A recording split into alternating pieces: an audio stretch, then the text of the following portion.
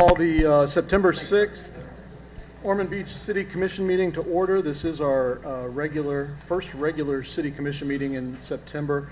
We are a day later than usual. Generally, we're the first and third Tuesday of the month, but because of tax season and the budget issue that's on the agenda tonight, there's a rule that no two taxing authorities can set their millage rates on the same day. The theory is...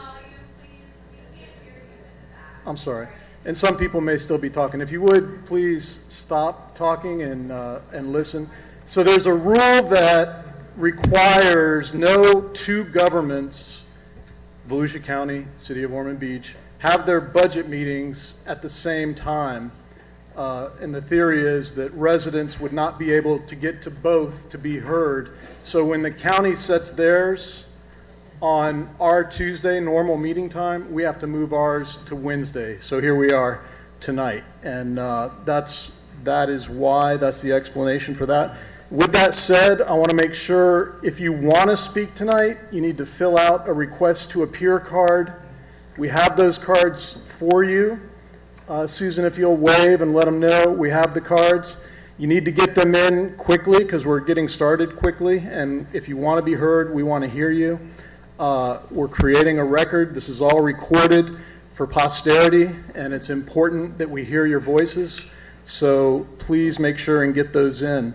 I hope you felt welcomed as you came in tonight by our finance director, Kelly McGuire, and her assistant, the assistant finance director, Chris Bile. They served as our greeters this evening.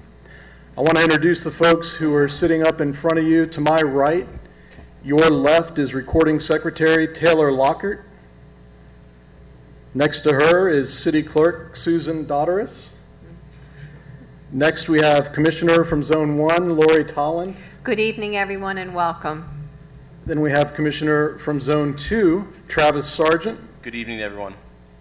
To my left and your right, we have the Commissioner from Zone 3, former Deputy Mayor Susan Persis. Good evening, everyone, and welcome to everyone who is here tonight. Next, we have our current Deputy Mayor and Zone 4 Commissioner, Harold Briley. Good evening, everyone. Thank you for being here tonight. Then we have City Manager Joyce Shanahan, Assistant City Manager Claire Whitley, City Attorney Randy Hayes, and way over to my left, way over to your right, you've already met our Fire Chief, Howard Bailey, and our Police Chief, Jesse Godfrey. For those of you listening online, I'm Mayor Bill Partington. At this time, with a crowd this large, it's important that you silence your cell phones. Please do that now, and we ask that you rise for the invocation, followed by the Pledge of Allegiance.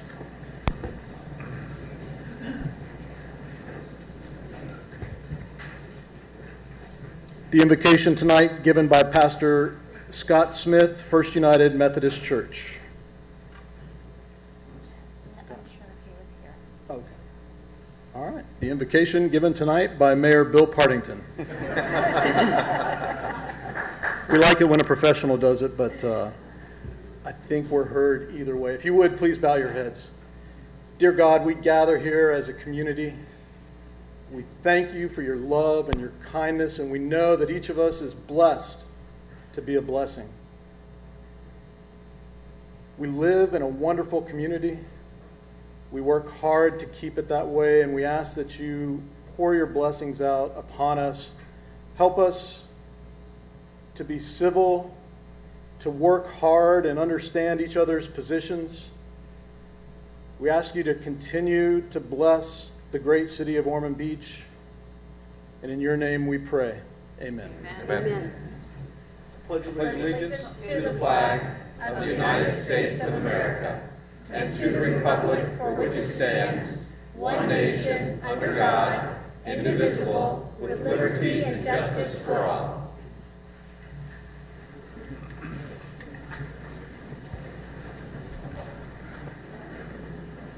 Presentations and proclamations. We're lucky tonight to be able to introduce two new principals, and I'll go to the Commissioner from Zone 3 who requested this item, the introduction of Principal Charlie Bynum from Pine Trail Elementary and the introduction of Principal Lee Prokop from Beachside Elementary. If you would, come on up.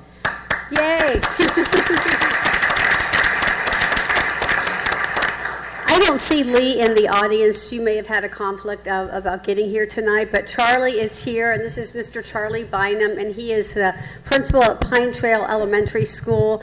It is not his first year as a principal. He came from Orange City Elementary School, and they didn't want him to leave when he was transferred over. I think they put up a huge fuss, but we prevailed, and he is now with us right here in Ormond Beach, and we're so happy he's here. I get lots of reports because I'm the former principal of Pine Trail, and I get lots of reports from the teachers and the parents all the time. And boy, is he well liked. He's already made a big difference at Pine Trail, and we're so fortunate to have him in Ormond Beach. So I'm going to turn the microphone over to him, and let's give him another warm welcome to our city.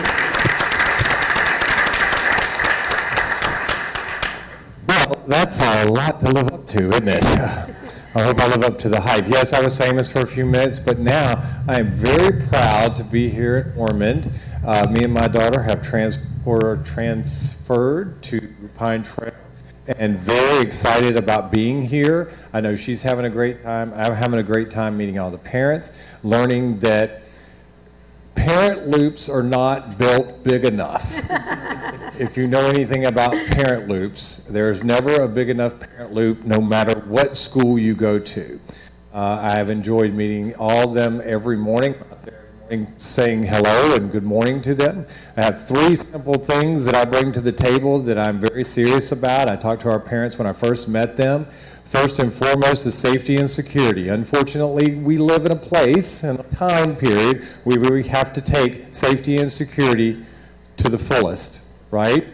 So one thing we work on at our school is to make sure that it is safe and secure, that our kids have a safe learning environment. The other thing that I'm very passionate about is the social and emotional well-being of children. I want kids to come to school. I want them to be happy because I've been in school since I was 5, and I absolutely adore it. I look forward to every Sunday night because Monday's coming, and I love going to school. And I want every child that comes to Pine Trail to want to come to school, obviously just to see me. You didn't tell me it was a tough room. The third thing, we have a world-class curriculum that our students get to experience every day. We want to make sure that we're providing every opportunity for kids to learn to read, comprehend, and use that information to make excellent decisions about things in their own life. That's what it's all about for me. Safety and security, emotional and well-being of children, and curriculum. And anytime you want to, please stop by Pine Trail. Come see, I'll give you the tour. I'm learning about all the whole facility. So I want you to come by and take a look at it. It's a beautiful place. I'm enjoying it. Thank you for that warm reception. I appreciate it. Have a great evening, okay? How'd I do? All right. Thank you, Charlie, and I hope you felt welcomed. Next, we have a presentation. Again, Commissioner Persis requested this from Provision Packs, and it's Carrie Torres. Yeah, Carrie.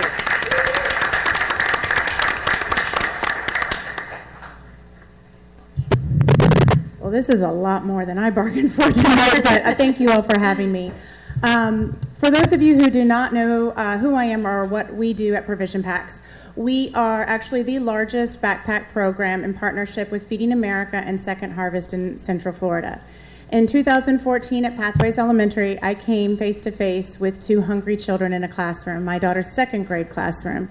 And for the first time, I became aware that hunger is a community issue. It does not know zip codes, it does not know school districts, and it is very much an underserved aspect of our community. 1 in 5 children do not know where their next meal will come from here in Central Florida. We have millions of children reliant on the school lunch and breakfast program, but when the weekends come, there is often a gap in the access to food. And it has been proven time and time again, and I could go on a soapbox, but I won't, on the statistical data that shows that consistent access is not only important for their growth, but also for the development and for behavioral aspects and long-term health. So at Provision Packs, our goal, we provide 8 to 10 meals in a bag that goes home anonymously with over 800 children per week in our community in 14 schools. Tonight was our first packing. I'm here instead, but they have it under control. And we, again, started with 3 kids, and now we serve over 800. Mr. Partington, you have helped us when we've needed sandbags. You've helped us in so much. But when talking with Susan over the last couple weeks and working with Carl from District 4, Mr. Persis, I've come to them pleading to broaden the awareness and to advocate more for the issue of hunger in our community. I had the pleasure yesterday of meeting Charlie here. We had a great meeting, and I'm kind of happy you're here because you're part of why I'm here.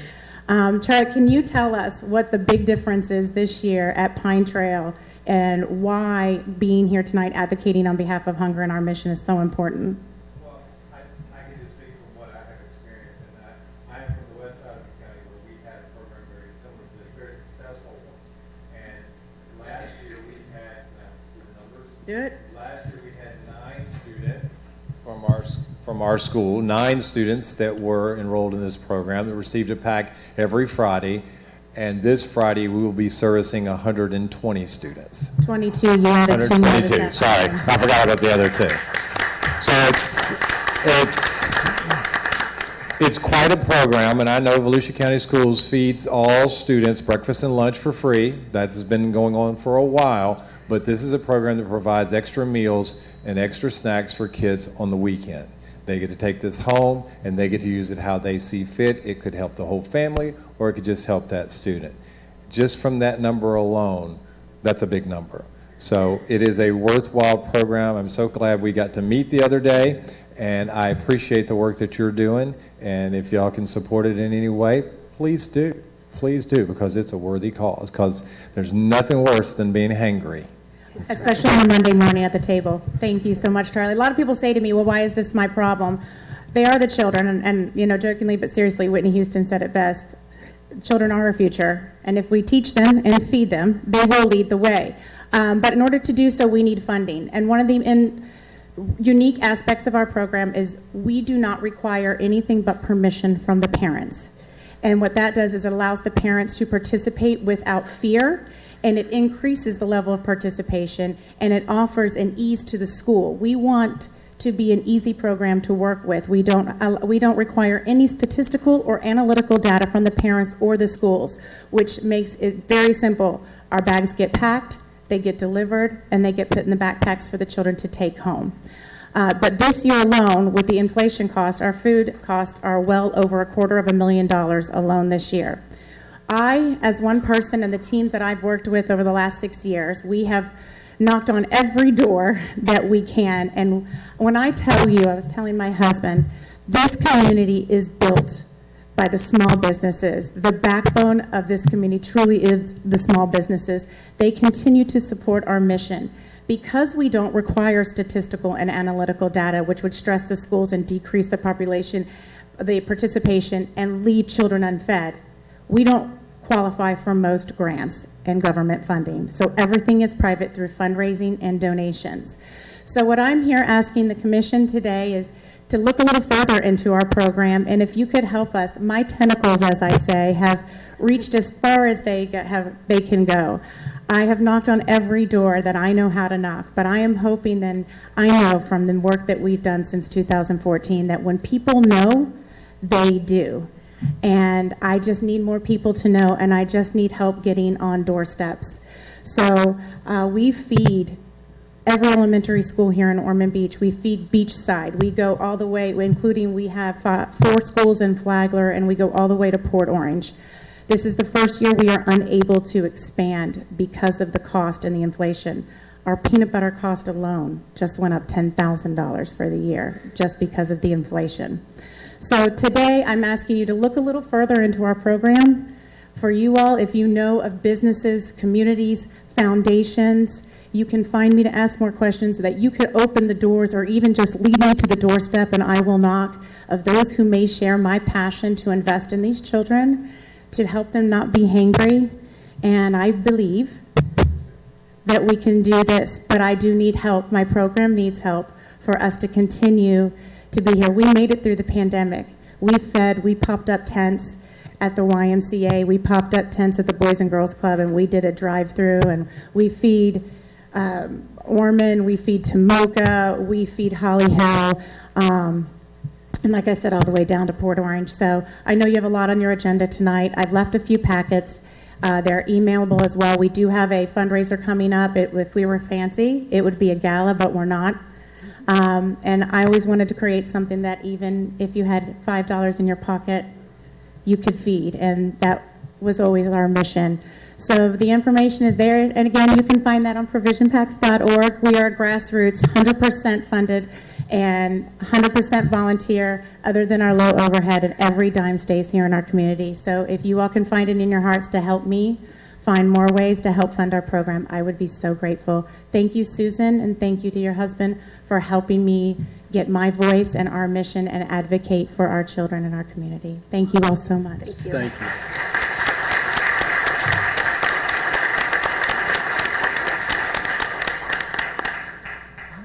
And now, last but not least, again, Commissioner Persis, it's your night. Requested that we hear from First Step Shelter Director, Dr. Victoria Fallberg.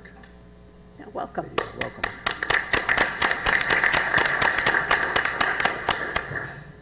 Okay, great.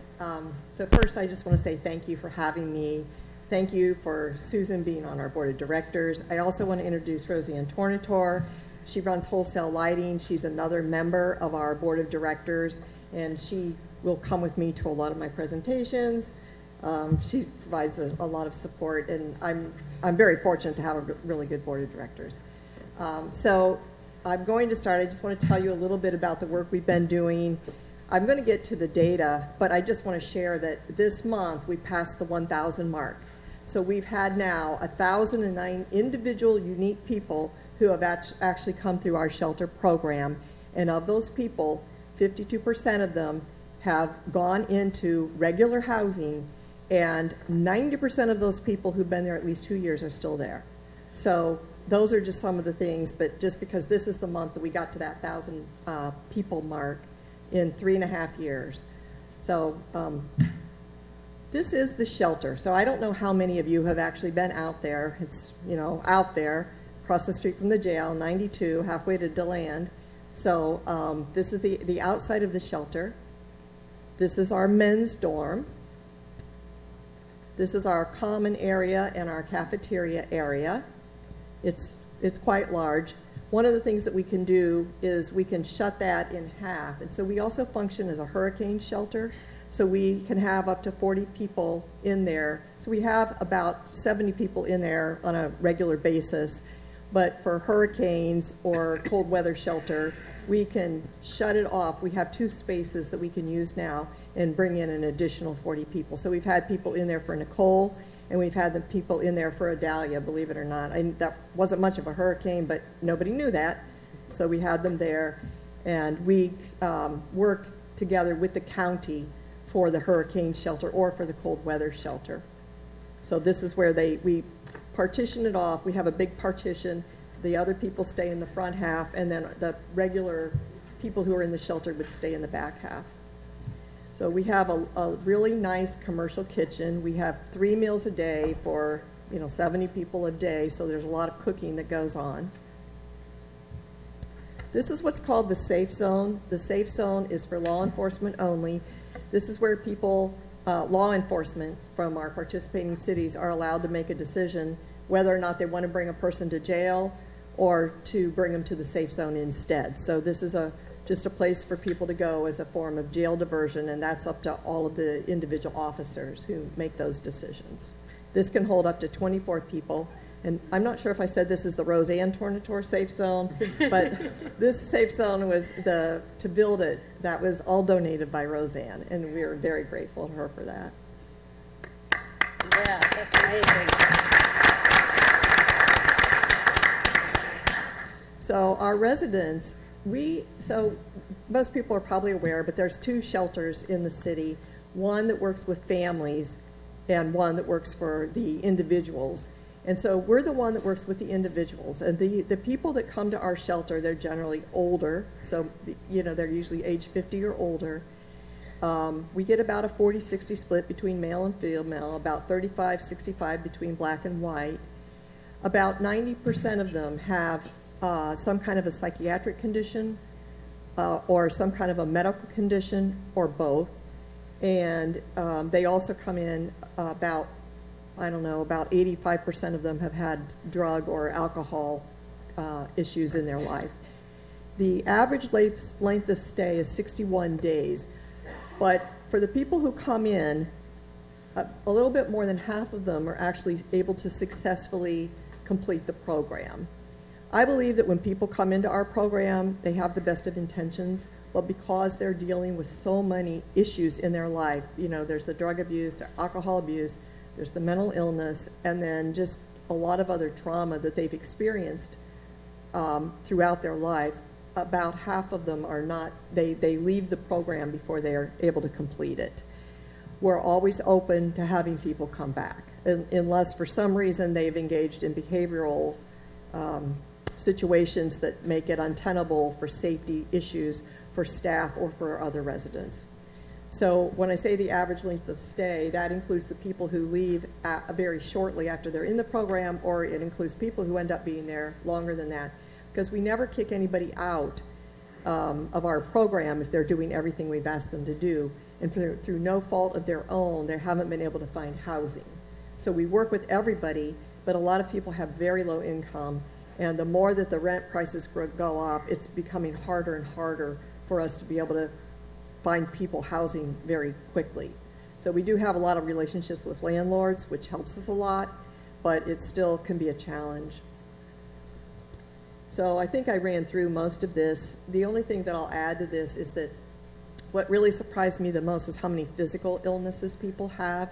So when they come to us, the first thing that happens is that besides just doing a general assessment, we have a nurse on staff, and she does a medical assessment. And so she'll do a medical screening, and we begin right away to get people stabilized medically, as well as psychologically, as well as financially. So we look at all those different aspects of a person's life. Sometimes we have people that are sent over from the hospital, and they actually stay with us until they go into hospice. So we've actually had 12 people die since they've been at our shelter, where we're the last place that they've had anywhere to live outside of a hospital or a hospice. And that's because when they come in, they just have so many things wrong with them. So we have 3 programs at the shelter: the Health and Housing Program, which is the primary program, the Roseanne Tornator Safe Zone, and the Eastern Volusia Outreach Team. So the way the Health and Housing Program works is when people come in, we do an assessment, we look at whether or not they even have an identification. There's a lot of people that come in and they don't even have an ID. Some of them will come in with a Social Security number, but not a card. Some people come in with a birth certificate or not. So we have to do a lot to get people on the right path, because some people are too disabled to work. So whether they can work or if they're too disabled, they need to have identification, because they also can't, so they can't be employed, they can't go into housing because you have to have an identification. It's hard to get medical treatment, so it all starts at the beginning with an ID. And then we move on. As I mentioned, we do an assessment for their health. We get them scheduled for their doctor appointments. We have transportation. We take care of that. We get them an income. If they're too disabled to work, we will apply and get them disability or Social Security, and we'll get them a job. They are required to apply for 25 jobs a day after they've been in the shelter for a week or so and had a chance to adjust. And then they'll get a job. We'll help them if they need a resume. Most of them just apply online and through a regular kind of fill-in application process, but we help them with any of that to get them started. So I already mentioned some of these stats to you, but I'll also mention that we do help with all of these other things, including health care. We've been able to successfully get about half of our residents some kind of health insurance, which is very helpful to getting them stable medically, because they're not always running to the emergency room. Instead, they're actually going on a regular health care basis more regularly. And So anyway, these are just some of the other services. These are just a list of the other services that we do provide because people come in with so many different needs. We have a life skills course that we'll do for everybody. So one of the things we'll teach is just how to have a budget, how to maintain yourself financially. And we focus very much on this is individual, on how much money you have and you're going to be able to make, how much money you can spend on rent, how much we get people food stamps. So that's another way we help to supplement their income. The government also has a program for no-income people where they're able to get a cell phone, so that enables them to be able to get a job and have contact that way.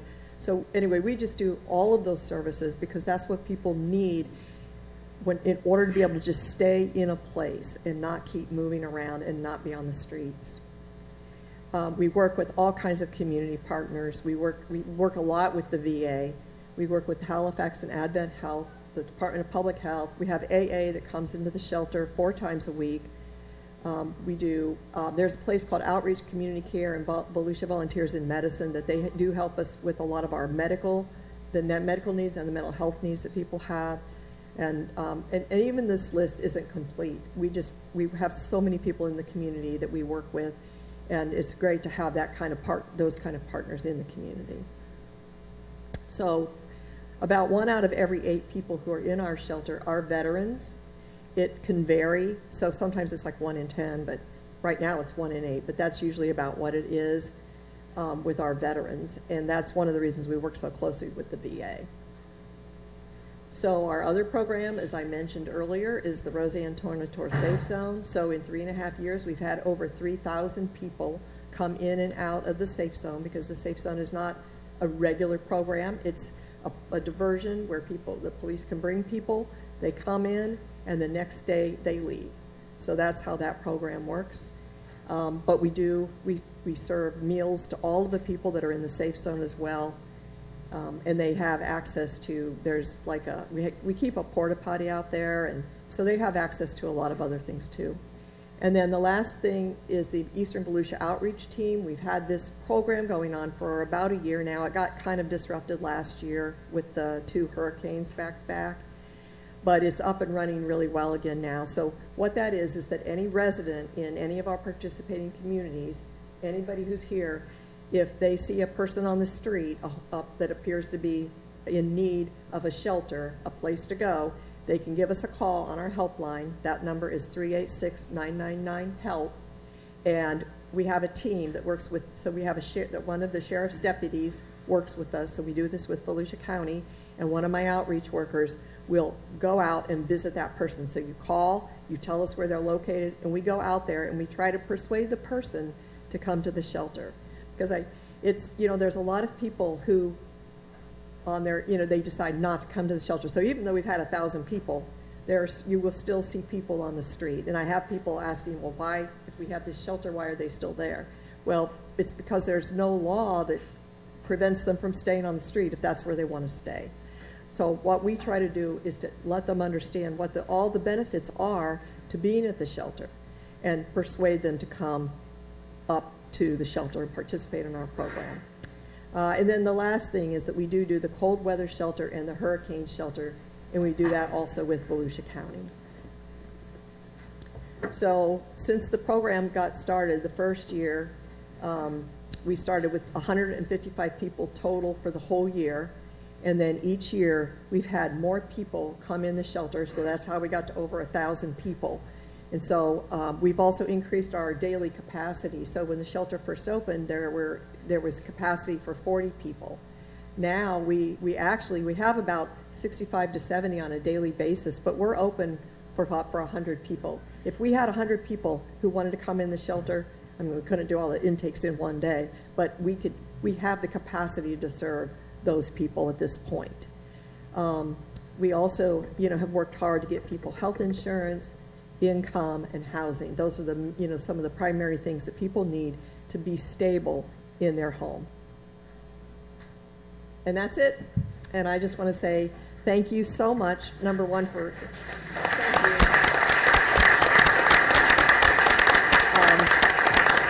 So I just wanted to say thank you to Ormond Beach for being such a faithful partner.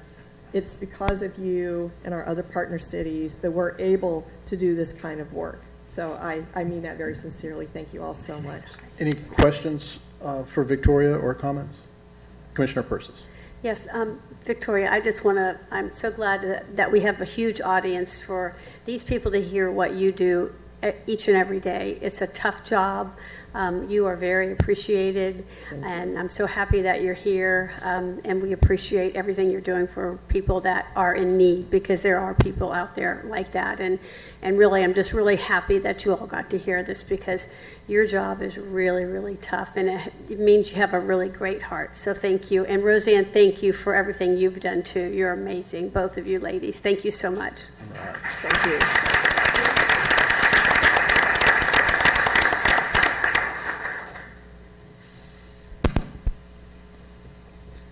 We are now at adoption of fiscal year 23-24 proposed millage rates and tentative budget. I will open the public hearings and ask our city clerk to read 2023-135 by title. Resolution number 2023-135, a resolution adopting proposed millage rates for the 2023-2024 fiscal year, establishing a date and time and place for a public hearing to adopt final millage rates and final budget, and setting forth an effective date. This is resolution number 2023-135, read by title only. Thank you. Per Florida statute, I'm required to state that the proposed millage rate for the city of Ormond Beach necessary to fund the fiscal year 23-24 budget is 3.9260 mils. This rate is 13.71% above the rollback rate of 3.4525 mils. The tentative debt service millage rate is 0.0800 for the 2010 General Obligation Bond Sinking Fund. Any comments regarding the tax rate or budget, Commission? This is a public hearing. Are there any members of the public who wish to speak or ask questions prior to adoption of the tentative millage rate and budget? Susan, I don't have any cards. Very well. Move approval of resolution number 2023-135. Second. Moved and seconded. The tentative operating millage of 3.9260 mils is 13.71% above the rolled back millage rate. The resolution also includes adoption of the tentative debt service millage rate of 0.0800 for the 2010 General Obligation Bond Sinking Fund. Please call the vote. Commissioner Tolland, Yes. Commissioner Sargent, Yes. Commissioner Persis, Yes. Commissioner Briley, Yes. Mayor Partington. No. The operating millage rate is set at 3.9260 mils, which is 13.71% above the rollback millage rate of 3.4525 mils. 5B. Ordinance number 2023-46, an ordinance adopting the annual budget for the 2023-2024 fiscal year beginning October 1, 2023, and ending September 30, 2024, repealing all inconsistent ordinances or parts thereof, and setting forth an effective date. This is the first reading of ordinance number 2023-46, read by title only. Thank you. And again, I don't have any cards. Move approval. Second. Moved and seconded. No changes. Please call the vote. Commissioner Sargent, Yes. Commissioner Persis, Yes. Commissioner Briley, Yes. Commissioner Tolland, Yes. Mayor Partington. No. And so that vote was to adopt the budget of $120,121,116. Do I hear any objection to closing the public hearing? No. Hearing none, the public hearing is closed, and we will move to audience remarks regarding items not on the agenda, and we'll start with Debbie Kruk-Forrester. Mr. Mayor, Yes. would you like me to do a report to the commission? I wanted to wait till we got to that topic. I've Okay. got 3 cards on other topics. I got it. Okay.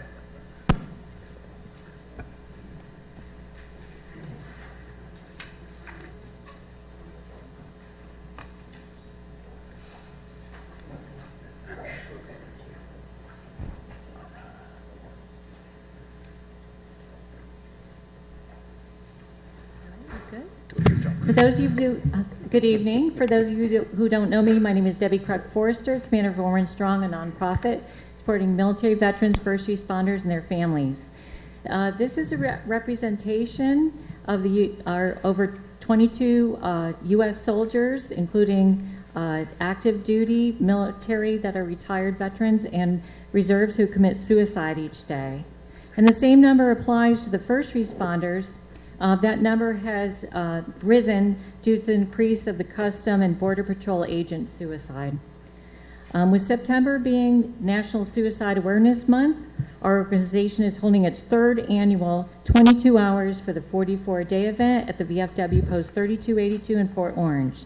Beginning September 15th at 10 o'clock, we will begin our 22-hour vigil raising awareness and support for American heroes who fell victim to suicide. We will provide resources, guest speakers, activities, and fellowship for those veterans, first responders, and their families who are affected by suicide. Our featured resource is called Warrior Path.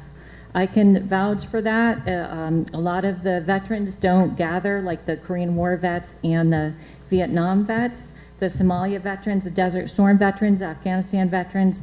They don't gather, but this program has really made a difference in a lot of people's lives. They take them from PTSD to PTG, which is post-traumatic growth. And the CEO of the company, Warrior Path, will be there to speak. Let's see.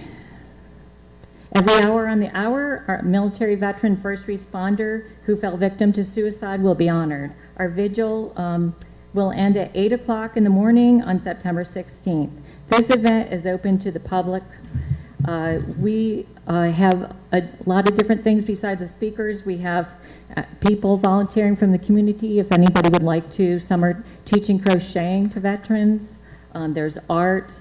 We're having a drum circle. Somebody's doing that also. Games, even though it's not a funny subject, but sometimes healing comes from humor, and music therapy. And I would like to thank you personally. You support veterans, first responders like nobody else, and you've supported our group, Ormond Strong. Ormond Strong out. Thank you. Thank you, Debbie.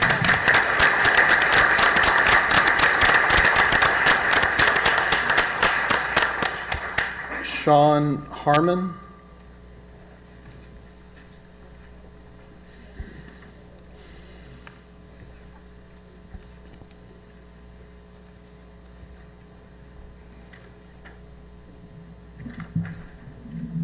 Good evening to the mayor and the members of the city council. I'm here speaking on behalf of the homeowners who live in Ormond Terrace subdivision. We want to express our sincere thanks and appreciation to all who was involved with the parking situation on Ridgewood and Rosewood in front of the Easy Desert Club. Just to mention a few, City Manager Joyce Shahanian, I'm sorry if I pronounced that wrong. City Commissioner Travis Sargent, the Chief of Police Godfrey, and Officer Gardner, and to all of the Ormond Beach Police Department. If I've forgotten anyone or missed it, I'm sorry. It has been a long haul, 8 months to be exact. We have noticed, our community has noticed that most of the attendees to the club has complied, and there are still a few that thinks the law doesn't belong in their mind. The old saying goes, one bad apple can spoil the whole bushel. I know the Ormond Police Department is doing what they can, but I've been advised that there's not enough manpower to enforce from 8 a.m. to 8 p.m. 7 days a week when the club is open. I believe the mice will play when the cat's away. The law only works if it's enforced. We want to thank you for providing the 11 parking spots, but half the time they're not being used, and they're still parking illegally. I recently spoke to the manager of the Piranha Grill, and they advised me, quote unquote, that we will allow them to park in the back lot as long as they are nice. They stated in the past that they weren't nice, so they stopped them in the past of doing that. They are parking in front of the vacant abandoned trailer, and that was my issue today. is that they are overhanging into the lane of traffic, and that's already a busy intersection there and very dangerous, and when they're overhanging, you can't get cars passing through there. So it makes the intersection a little bit more dangerous. We believe that 8 months is plenty of time for them to comply. We are all in this together, and we want to have respect for everybody. So we believe that respect is only on one side. As a community, we want best for all who is involved. We feel that if they won't comply, we as a community would ask they relocate to a bigger and better facility to accommodate their needs. We believe they are growing and have outgrown this facility.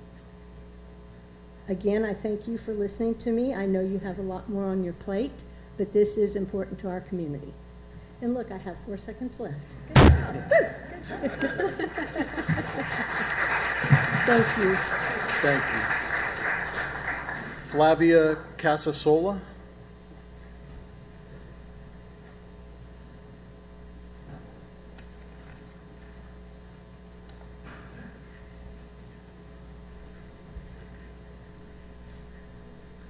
Good evening. Good evening.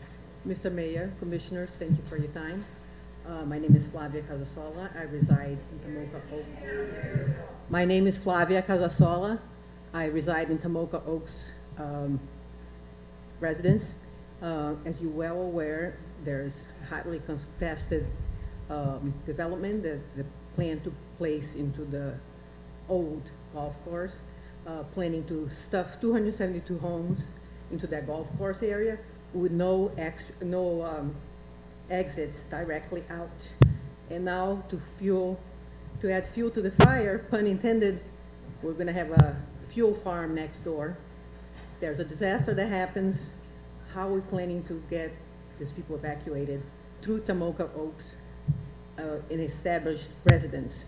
I ask you guys to consider that when the developers present the plan, which should happen within the next couple of months. We're meeting again on the 26th of September to see what else the developers plan, because they went from 276 homes to 272, and that's a far compromise from 0 to 276. So we beg you to consider this fuel farm next door, in addition to more residents being placed in the golf course. Look into what's happening to our city. That's the last green area we have in the middle of the city. I think it behooves the city to consider other options to preserve that area. Thank you for your time. Thank you.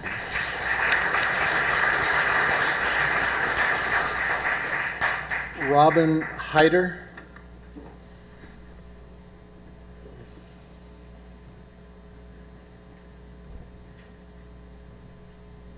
Good evening. I wasn't planning on speaking, but I walked here. I live a mile south, and I always walk through Ames Park, and I noticed on my walk little blue shards of plastic on the ground, and it's the tarp on the roof that's been there for however long it's been there. It's shredding, and all the little pieces of plastic are on the ground with the going into in the streams, the fish. Environmental issue. It seems, I don't know how many months it's been there, enough to be deteriorating. Should be fixed by now. And it's an eyesore. It's coming up on the agenda. I think you're going to be happy. Oh, thank you. No all right. problem. That's all. Thank you. Thank you. Yeah, appreciate that.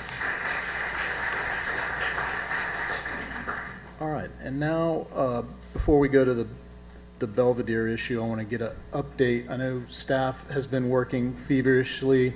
My suspicion is the commission has been working feverishly, although because of sunshine, I can't talk to them to find out, but, and I know I've been working feverishly. I'll go to our city attorney, Randy Hayes. Randy, if you'd give us an update. Yes, sir. Yes, sir. Thank you, Mayor.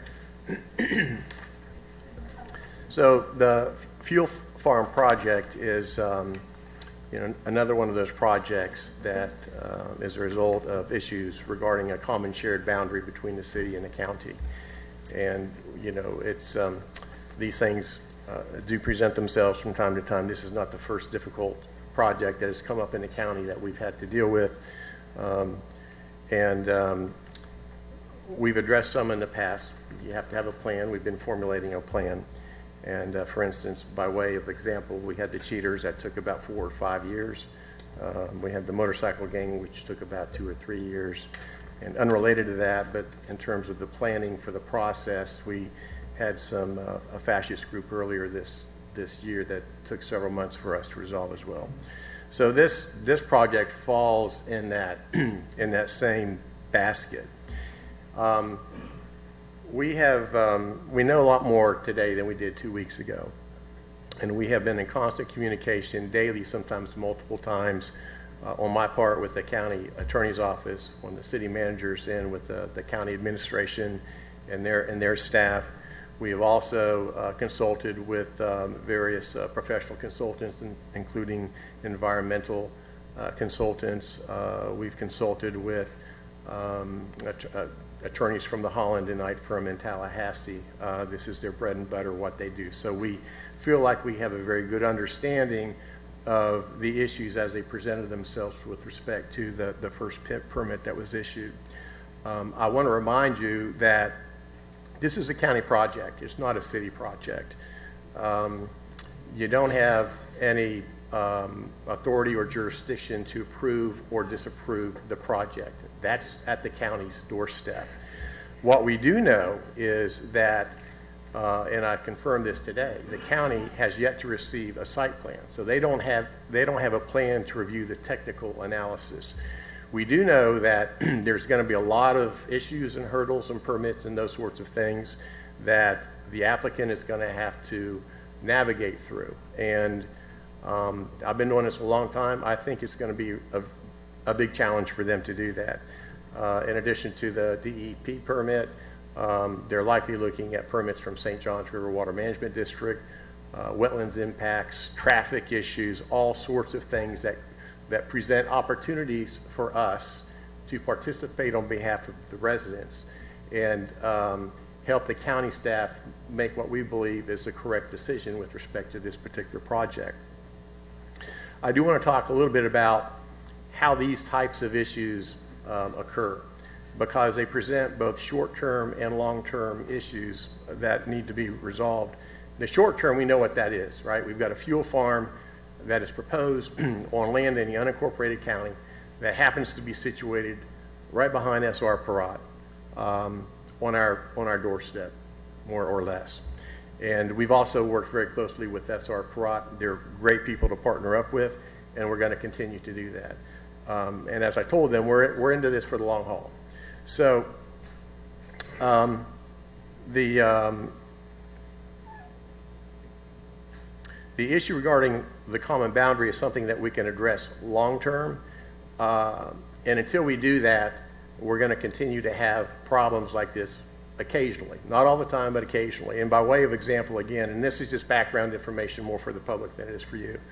We had a similar situation on North US 1 when we had some land uses that the county allowed in that were not deemed appropriate by us, right? So there's a mechanism that we were able to rely on under the statutes to create an interlocal agreement with the county that allowed us to designate the corridor as a joint planning area. And even though the land was in the county, we could bring it in under our jurisdiction.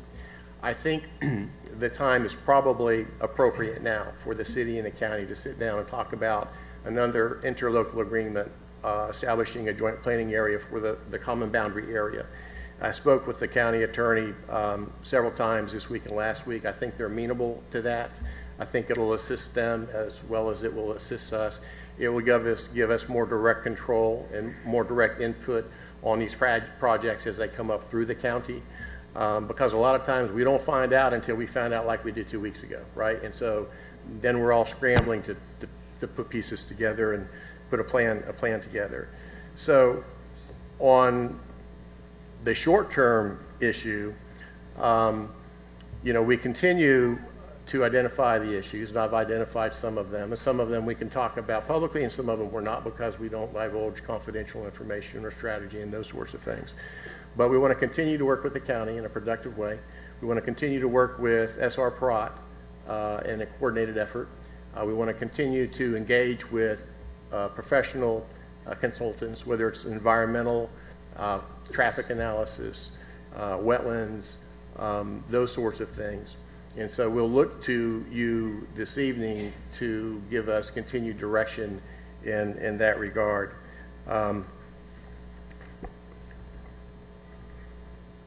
So I had prepared a motion for this commission to adopt this evening that will further authorize us to continue in those efforts. And it's a little bit lengthy, so I'm going to read that for you. And if it's suitable to your liking, then somebody can make a motion second, and you can give us a further direction. So the motion would read as follows. I move to authorize and direct the city manager and city attorney to do the following.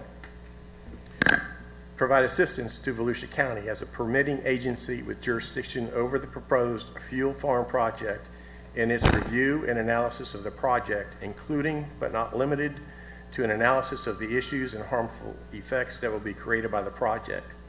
2, evaluate the effects that the proposed fuel farm will have on the implementation of the interlocal agreement between the city and Volusia County School Board. Now, this is something that we did not talk about earlier, but it's something that we, as we continue to identify issues, we discovered this is a potential problem.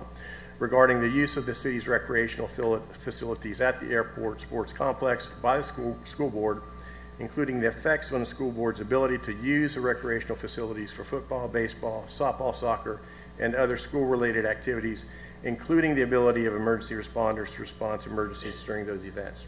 I think it's critically important that we identify that as an issue and we evaluate that.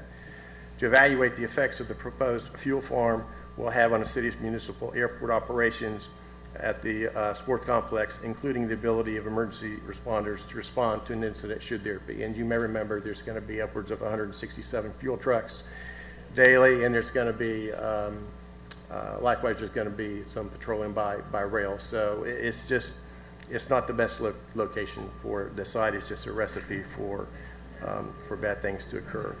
And then 3, to evaluate the effects of to be created by the fuel farm on the ability to access the Ormond Beach Sports Complex and the airport by Hull Road and Harmony Road, because those are the only 2 roads in there. They're quite constrained, and I know that from my discussions with the county attorney's office and the county staff, they are acutely aware of these issues.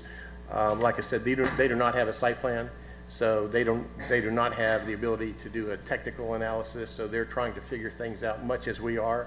The difference is they're the ones that are going to be reviewing the permitting agency, and we can provide support and coordinate our efforts with them. And I think that's what we should do, and that's why we would recommend that we continue to engage in the professional experts to help us with that.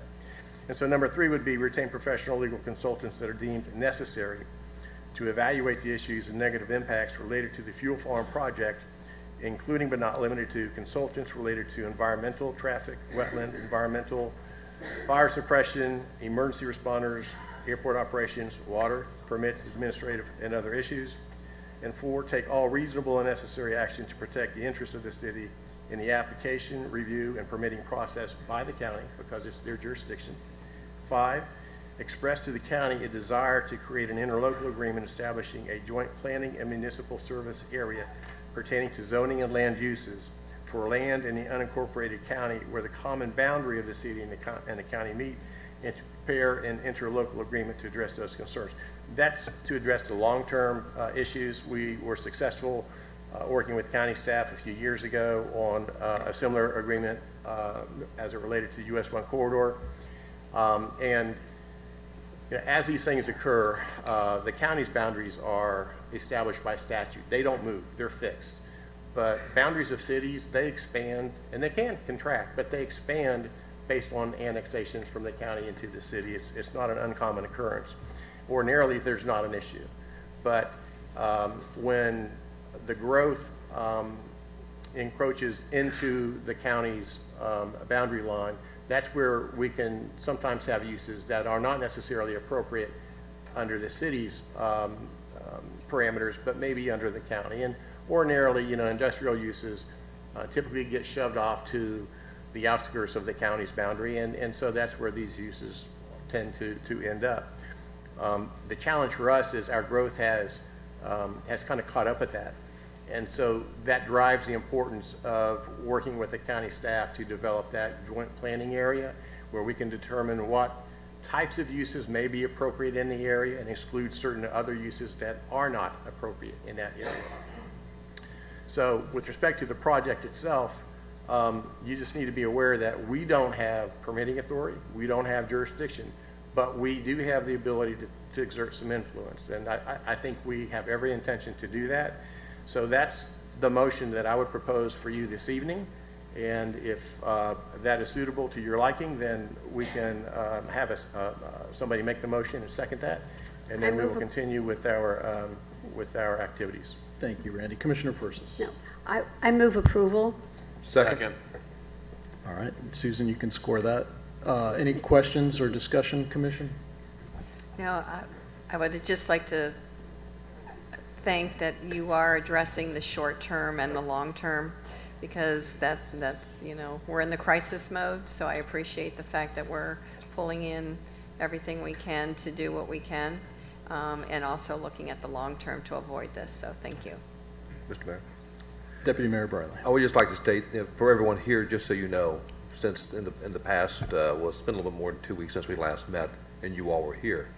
The county council, of course, a lot of you went over to their special meeting to talk about this, and I want to thank you for your showing up to them.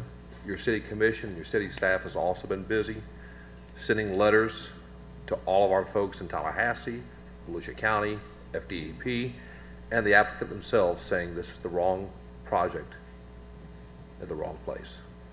So.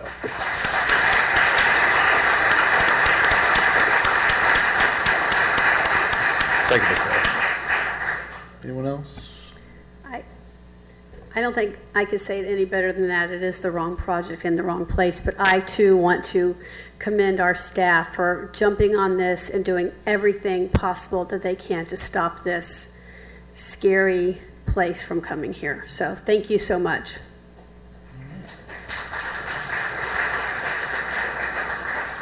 Susan, please call the vote.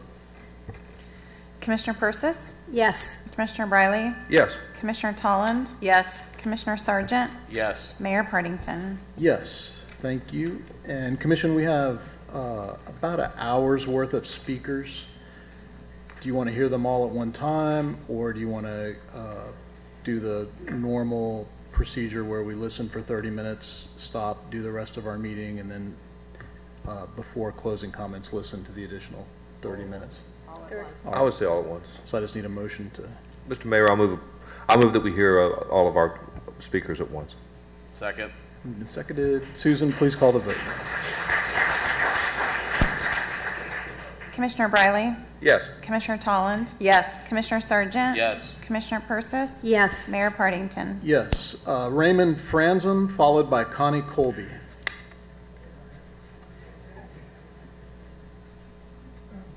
Thank you, Attorney Hayes, for that update. I would like to add to that federal guidelines state that in planning for the storage and transportation of explosive material, safety and security are preeminent concerns. That includes risk of accident, sabotage, terrorism, hijacking. If there is a guideline, there's an assumption that there is an agency to see the guidelines are followed. Simply put, the city and the county are that entity. So according to federal guidelines, you have the authority to judge whether this is appropriate or not. And with a runway aimed directly at the proposed site, and with that site being in the danger zone for takeoff accidents, there is a clear safety issue. Without being able to assess the character and the intentions of people who sign up for the flight school, there's a security concern. With the low traffic on Harmony Road and the sporadic traffic on Hull Road, it's an environment for hijack, especially if a truck is locked in there by a passing train, and especially if it's dark. Now, we have heard, I'm glad for this update, because we have heard too much about the legal problems of what Belvedere might do if we challenge them. And I always think of Ulysses Grant's comments after the Battle of the Wilderness, when things looked very tough. And he said, it's time to stop worrying about what they will do and time to start thinking about what we will do. And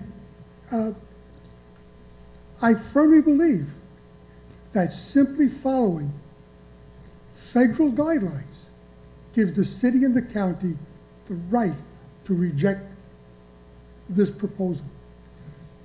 As I said, if there are guidelines, there must be an entity to enforce them, and that's you. Thank you.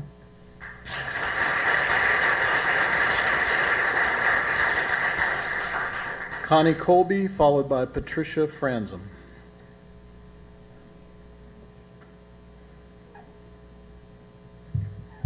Good evening.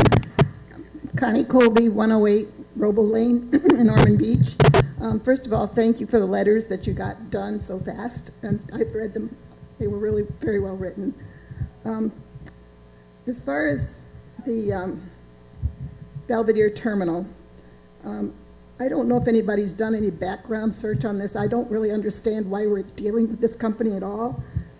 According to Sunbiz, it's only been incorporated since 2019. It's less than 4 years old. It says they only have 8 employees, and I'm thinking, who's going to train all these people that need specialized training for moving fuel around up there? Online searches I can't find any facilities that they've already built and have service.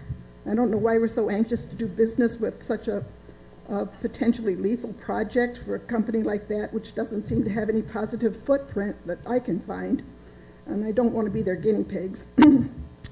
They had a brochure on their website that included Ormond Beach, where they described the different fuels and things that they would be storing, and one of the things they had there was that they were going to be storing jet fuel, and their permit does not allow them to have jet fuel at that location, according to the EPA, which I contacted.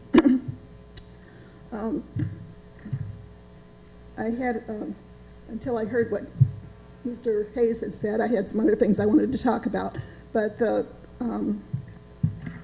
interlocal agreement, I don't know a lot about that, but it sounds like the rules of Ormond Beach and the ones of the county need to be mixed together, maybe. I don't understand. But if that's the case, do we pick the ones that are more restrictive as far as the heavy industrial zoning that has been put together by the city? They're not exactly the same as what the county has. So I think I read that the more restrictive ones are the ones that take precedence, if that's the case, which I would be much happier with. The county ones, I think, are better than what we have going now. I didn't hear anything about the Halifax paving and the zoning that they had. Originally, they only wanted 2.5 acres for their building, and somehow they ended up with 52 acres that needed to be annexed, which puts them abutting the property for Belvedere, Belvedere. I don't know how that took place, but is there any way to take that, reconsider that zoning on that 52 acres, which would leave no contiguous boundary between those two properties? Thank you.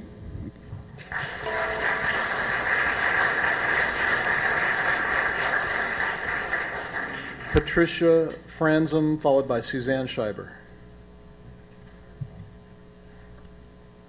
Good evening. My name is Patricia Franzem, and I am a homeowner in Bear Creek Village, a 55-plus community here in Ormond Beach. We, the people of Ormond Beach, are being told that the city has nothing to do with Belvedere Terminal building a fuel farm on Hull Road. The city is saying it is a county issue. It's not. It is a city issue. Many of us have read the meeting minutes going back to June of 2022. The city met with Belvedere. The city discussed plans with Belvedere on building a fuel farm. The city helped guide Belvedere through the planning process. The city did not immediately notify Volusia County of Belvedere's plans. We are here today because of what the city started. Now, all of you have stated that you do not support the fuel farm. Then how did we get to this point? Now is the time to move forward. I propose that we have a meeting with the county and the city together to ask questions and make plans that can be put together to have an end to this catastrophe that is about to happen. Now, all of you were elected to work in the best interest of Ormond Beach. Building a fuel farm a quarter of a mile from Bear Creek is not in our best interest. Building a fuel farm a quarter of a mile from Bear Creek will create health and safety concerns. Building a fuel farm a quarter of a mile from Bear Creek will destroy our quality of life. Building a fuel farm on Hull Road is not in the best interest of the people of Ormond Beach. Thank you for your time.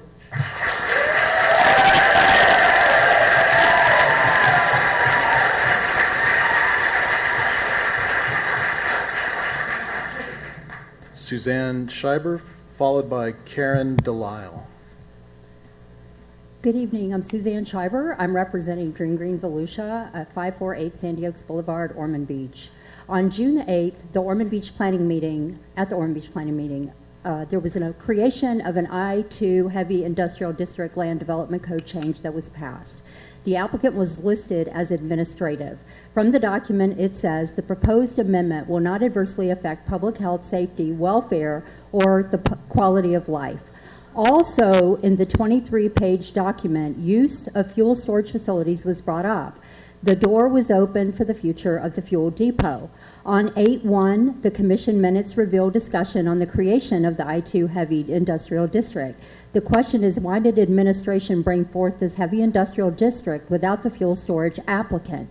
Mr. Spraker stated the commission could do whatever they deemed appropriate, but noted the item before the commission was to establish a base zoning district and had no sites associated with it.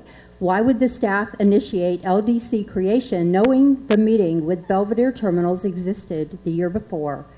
By now, I'm sure you're all aware of the Grupo Mexico conglomerate owning the FEC Railroad. By property appraiser documents, Grupo Mexico owns the land in question for the fuel depot project. Immediately, county attorneys came forward with the Burt Harris Private Property Owners Protection.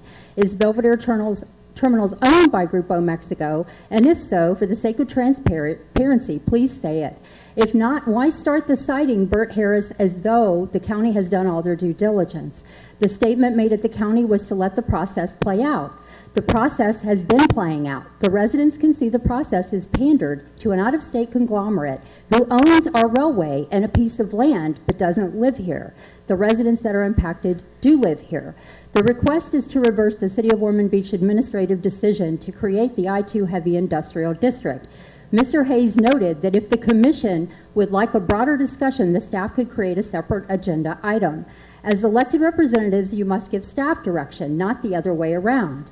Mr. Hayes, the word vote means a formal indication of a choice between two or more actions of action, expressed typically through a show of hands or by voice. The staff has been leading the commission, but are not the elected officials. The elected officials had a choice, which is why there was a vote. Did the elected officials understand? If there was no need for a vote, then why have an elected body vote? Specifically, administrative creation of I-2 Heavy Industrial District Land Development Code is in question. So please open the discussion and undo the staff-initiated amendment. Violation tracker shows $454 million plus in environmental-related offenses for Grupo Mexico, which include the railroad. Please initiate a special meeting. Thank you.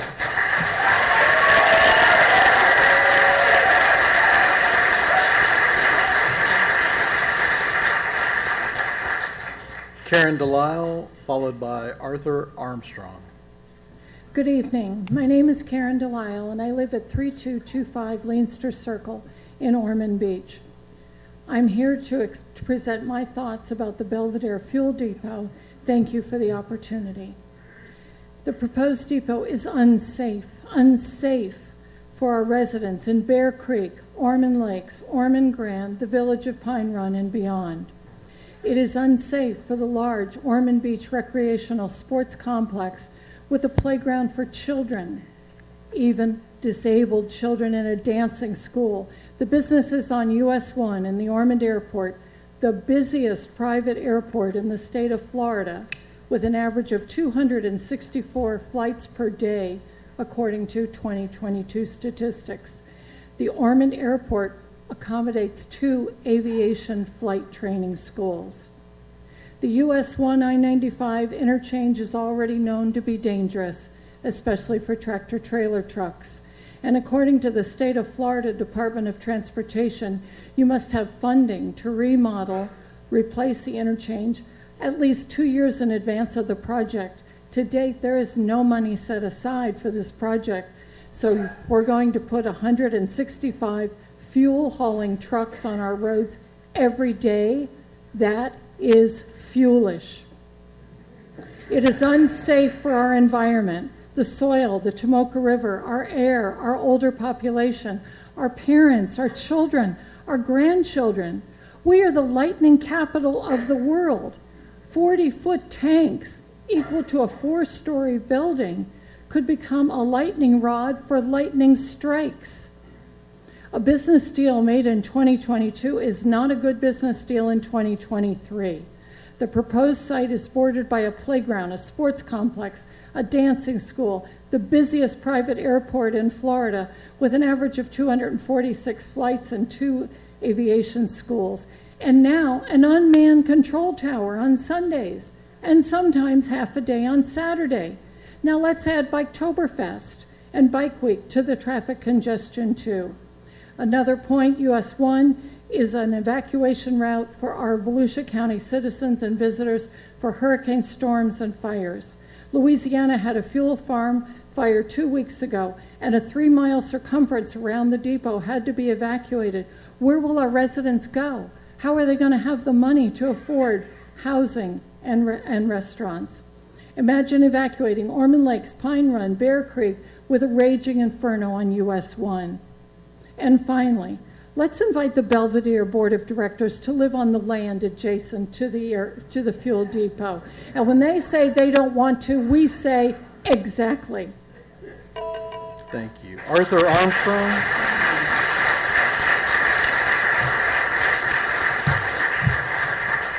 Arthur will be followed by Karen Clark. Good evening. I'm not going to stand here for 3 minutes and just say what some of the wonderful people we have in the audience tonight have to present to you. What I want to say is, I come from an area 25 years ago up in Massachusetts. I was the same as you people. I was a commissioner for 10 years. And we fought exactly what we're about to fight. Because if you people allow this to come, you're going to have the problems that I can attest to.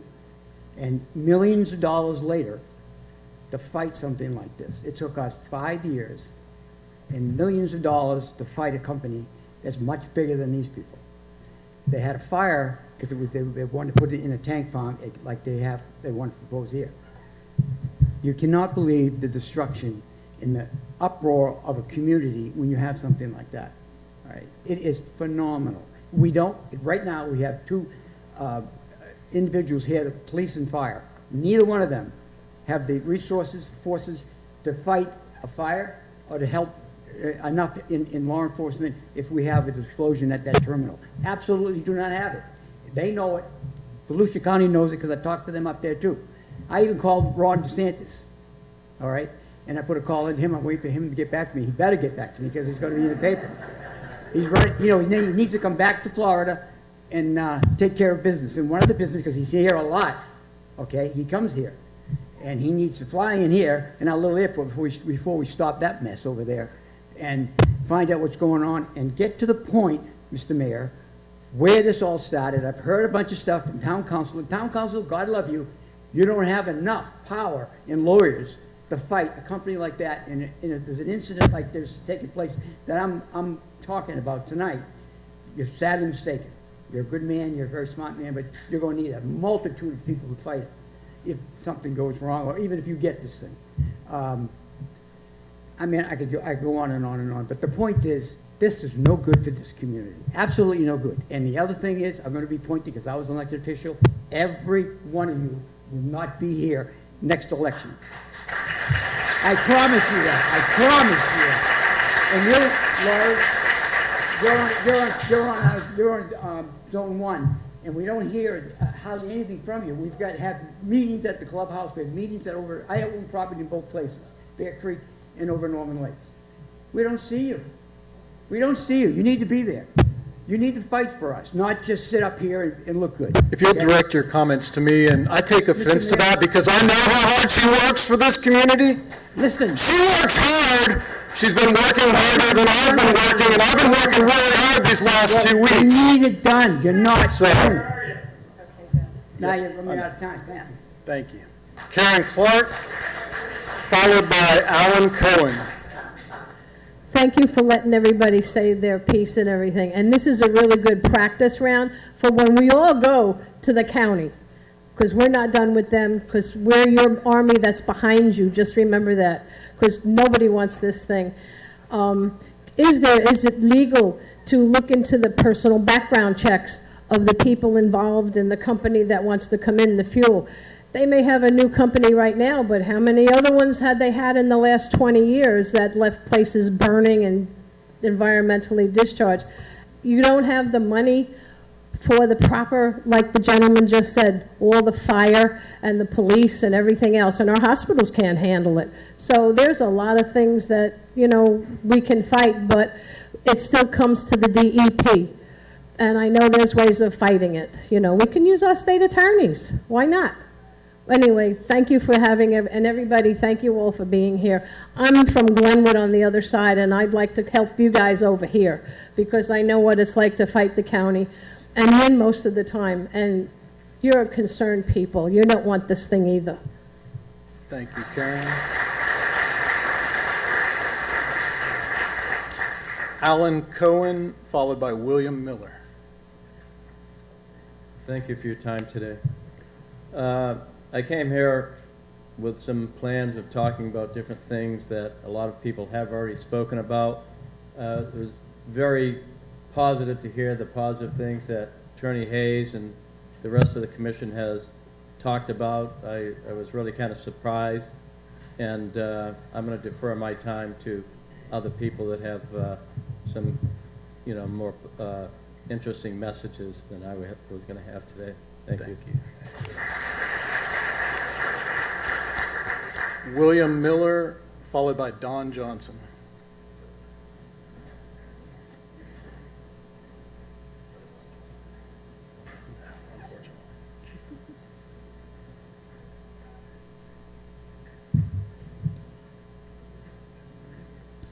My name is William Miller. I've lived in Ormond Beach for 30 years. I've seen it grow dramatically.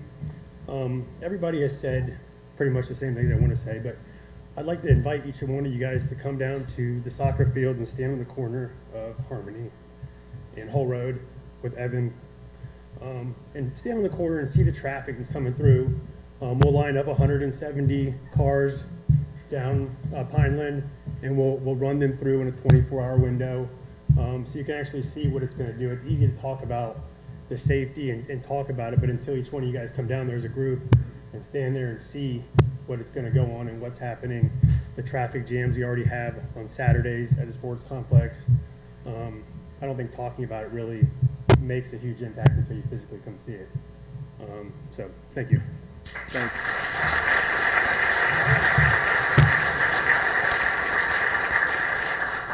Don Johnson, followed by Elena Kraft.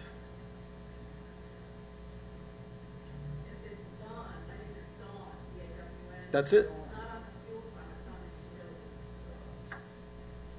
All right, that must have been just a...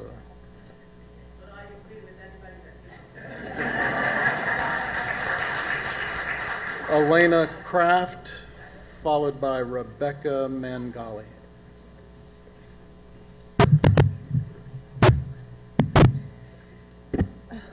Hello, everybody. My name is Elena Kraft. I really appreciate everybody's testimony here, and especially your presence. I'm just so inspired to continue fighting this. Two words that come to mind for me with this whole process. One of them is blindsided, and then the other one is feeling betrayed. And I think this is why everybody's still here today, is because we don't yet have the answers. And I've been accused of trying to, finger point, and this is not going to be productive in the overall process. And I would like to just say that the way that I'm looking at this, I would like to know how this all started, and I would like to know how we can prevent it in the future. So I spent many hours looking for just a timeline of how everything started. I looked through all the meeting minutes that I could find. It started, as far as I could tell, with the June 22nd, 2022 meeting, and Mr. Spraker was there, among other city planners. And that meeting involved conversations about traffic, things like that. No mention whatsoever of the fact that this is, as was just mentioned, a very inappropriate area for such a fuel farm. Nobody ever said, there's a lot of residents that live there, 5,000 people that we are able to estimate within like a 2-mile radius. So this is where I feel betrayed, because if somebody would have cared for the people that are here and for the people that live here, they would have raised a flag, they would have raised some questions. We want to protect the people. We want to, it's right next to the soccer complex. Nobody said anything. It was just traffic, it was just zoning, it was just annexation, all of these things. So we truly feel betrayed, and I feel like moving forward, we actually cannot move past this point until somebody takes responsibility. And I think everybody needs to take responsibility. I've also asked some questions, and I have not gotten a single answer yet. Before any building permits were issued to Belvedere, both the city commission and the city planners worked on the following land use amendments. They added the following definitions to our land use: bulk oil storage and fuel distribution facility. They gave us exactly the definition of this. I don't know why it had to be added. I understand why asphalt batching had to be in there. I don't know why you would add fuel terminal, bulk oil storage to that. They also included the definition of industrial use to engage in the storage of or manufacturing of flammable or explosive materials. That was a new definition that came about before any air permits were issued to Belvedere. They also included permitted uses and conditional uses.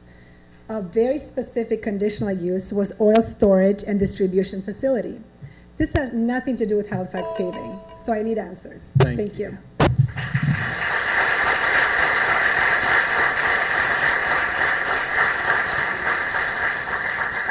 Rebecca Mangali, followed by Kristen Deaton. All right, so ironically, you bring up the provision packs and the shelters. We're probably gonna need that once this thing blows. Here, the people here, okay? All right, let me calm down so I can read this. We are watching you. We are watching your actions. We are watching your inactions. We are watching your body language. We are watching your interactions. We are watching your moves and how they don't seem to add up. We are watching your attitude when you claim you're also in disgust. Technology is so advanced, anybody can do. Search for the information, contact news stations. We are watching you and all of your conversations. You were elected to represent us and make the best decisions for our livelihood. We are watching you make decisions that are not in any way good. Be careful of what you say you did and didn't do, because in the end, we are all watching you. Lack of opposition and lack of concern, these are the same things that may cause us to burn. We only answered questions pertaining to electricity, to water and electricity. We didn't think you'd be on the team for annexation into the city. Did you stop to ask what the environmental impacts would have on our health? Did you stop to wonder how it would affect property values, many people's wealth? When was the last study of noise pollution done? Instead, you tell us that you're worried about litigation funds. Is it because you're too worried about money for unpaid tax? Between you and the county fighting over a field of grass. Hundreds of thousands could have settled that. Supreme Court status foolish, I think. I-2 zoning, was it necessary for rock and sand, or was it to easily shake the other man's hand? No full disclosure when discussing the plan, malfeasance at best, anyone can understand. No concern for the welfare of our kids playing outside, instead you're more worried about the structure of the roads nearby. Let's not mention that similar issues arose with the airport, which is on hold because of improperly filed reports. Lots of work obtaining easements and clearing trees. While we await contaminants to pollute our ocean breeze. We are the people and we are watching you. Your actions speak loud and your prior words roar. We have seen what you do and what you actually stand for. We have seen how little you care for our kids, our people, our town. We see how you're playing devil's advocate and in the end will let us down. Academy Awards are on the way for your altruistic performance today. But when it's all said and done, omission is betrayal, lies are deceit. Who shall step down from their elected seat? Care for us, the people, your so-called neighbors and friends, because we are watching you, and we will watch you until this ends.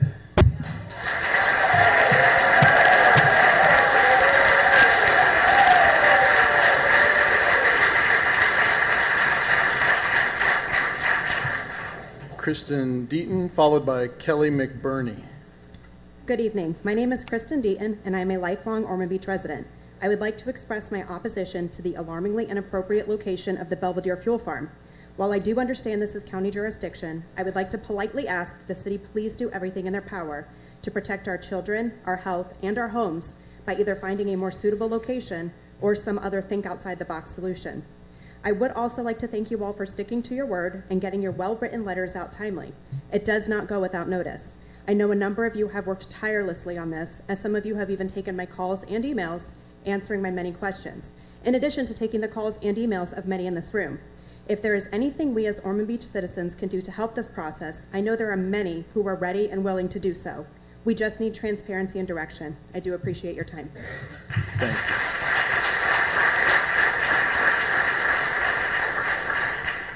Kelly McBurney, followed by Lindsay Pate.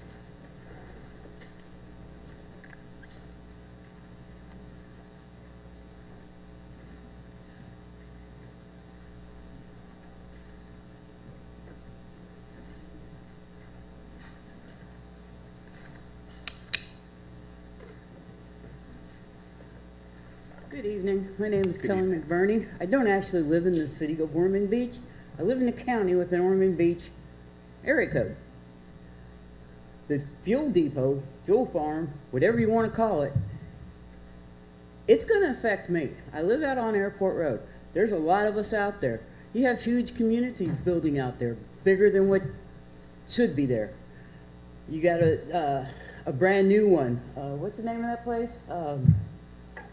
They're right on the corner of Airport Road and Timber Creek. That's applying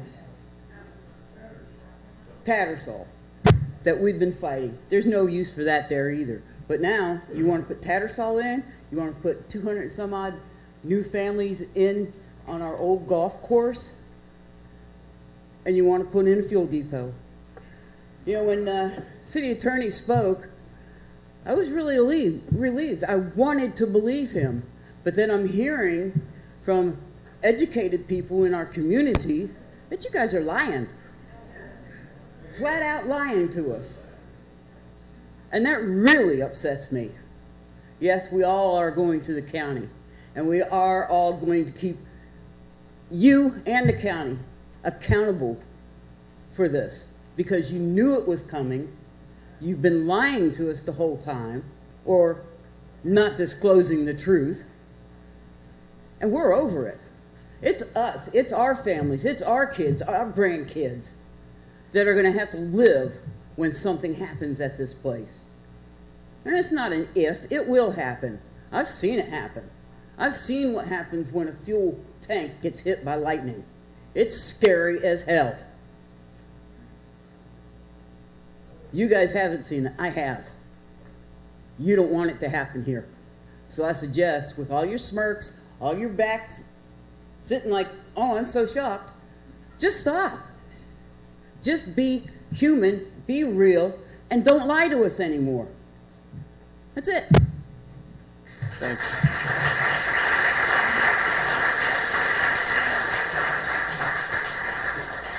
Lindsay Pate, followed by Paul Hughes.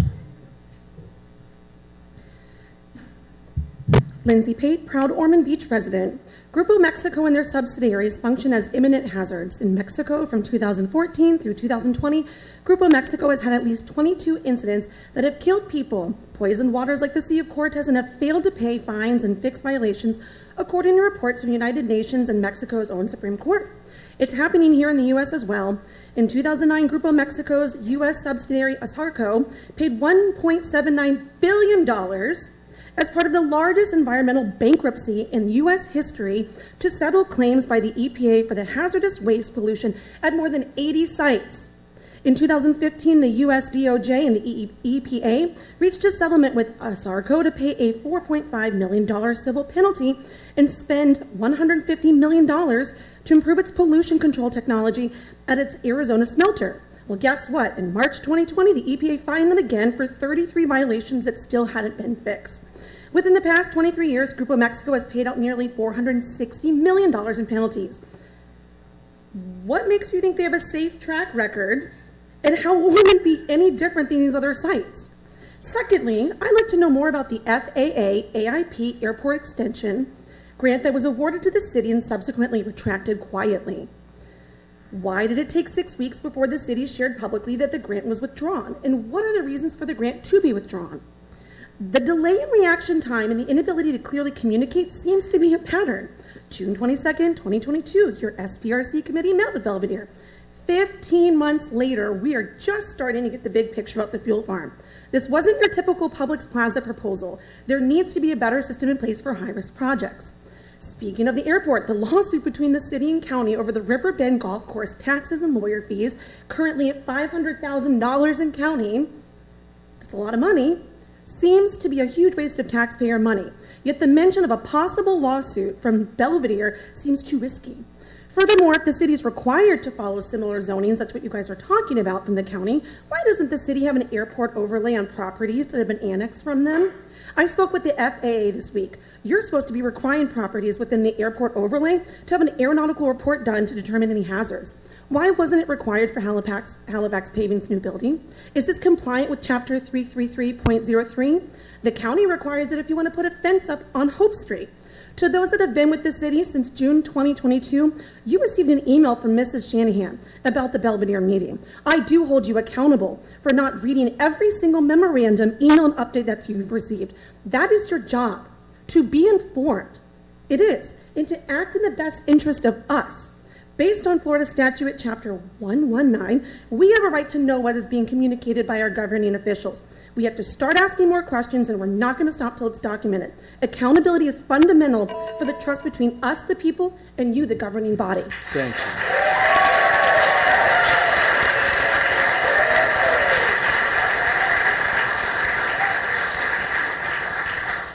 Paul Hughes, followed by Robin Flannery.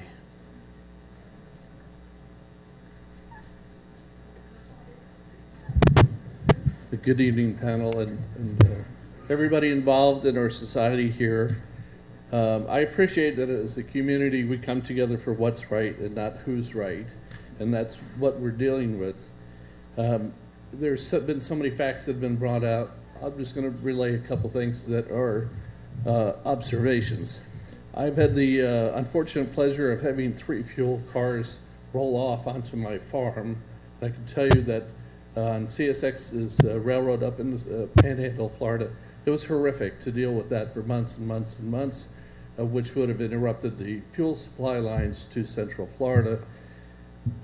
We also have recently had Norfolk Southern in Ohio have bearing failures on a car length of train rails, the cars. And when that derailed, it made national news with the polluting of the rivers and that sort of thing. I also lived through an airport tank fire out of Denver, and the hot metal shards covered all the employee parking lots and all the cars around for about 2 to 3 miles around Denver. It's a record. It's not a pretty sight. It's a very hot fire, and that's just one tank. It was contained within an airport that was well equipped for dealing with the fuel fire. I've also dealt with tankers and fires over in Kuwait and Iraq and some of those other countries. It's until you've been at one of those fires, you can't appreciate what the devastation will be in the surrounding areas, plus the cleanup that goes on. We do have a touch of that from the 1998 fires, and it was chaos here. And I flew with the military in coordination with that, and you could see it from the air. And so this is what you could possibly happen with the fuel tankers that are going to come down the road. They're going to get lost. They're going to go over the railroad tracks onto Nova Road. They're going to be on evacuation routes. They're going to be turning into neighborhoods and going over possibly like the bridge at Meisner Creek, which can't handle the tonnage. They're going to get lost on Airport Road and go off through other neighborhoods, and that's going to cause another problem.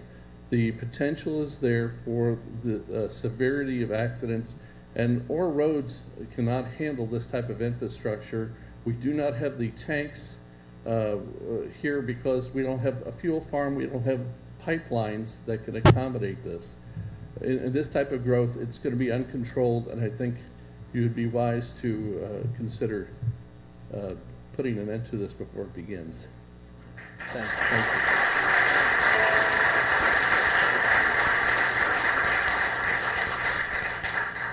Robin Flannery, followed by Dr. Jeffrey Rosenberg. Good evening, Commission. I live in Bear Creek. My name is Robin Flannery, and I wasn't going to come tonight, much less speak. But then I figured not much could have changed in the small amount of time since the last meeting or the county meeting. Then I thought again, and then I thought a lot truly has changed. What's changed, you ask? The response from my government on every level. How I feel about my government's response on every level.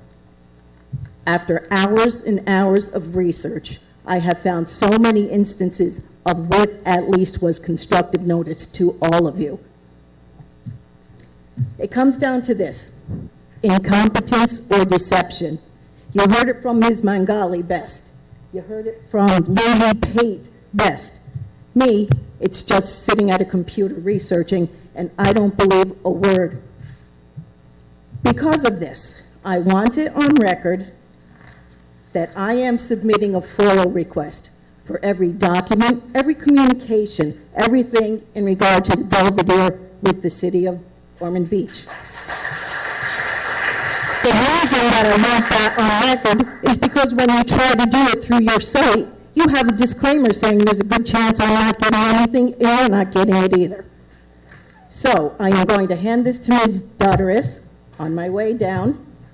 And my last point, it's rumored that one or more of you are seeking higher office. This is a real black mark if you fail. On the other hand, if you come through for us and help the little guy, it's a real shot in the arm for you and your campaign. And on that premise, I am cautiously hopeful that we can pull this off. So thank you for your time. Thank you.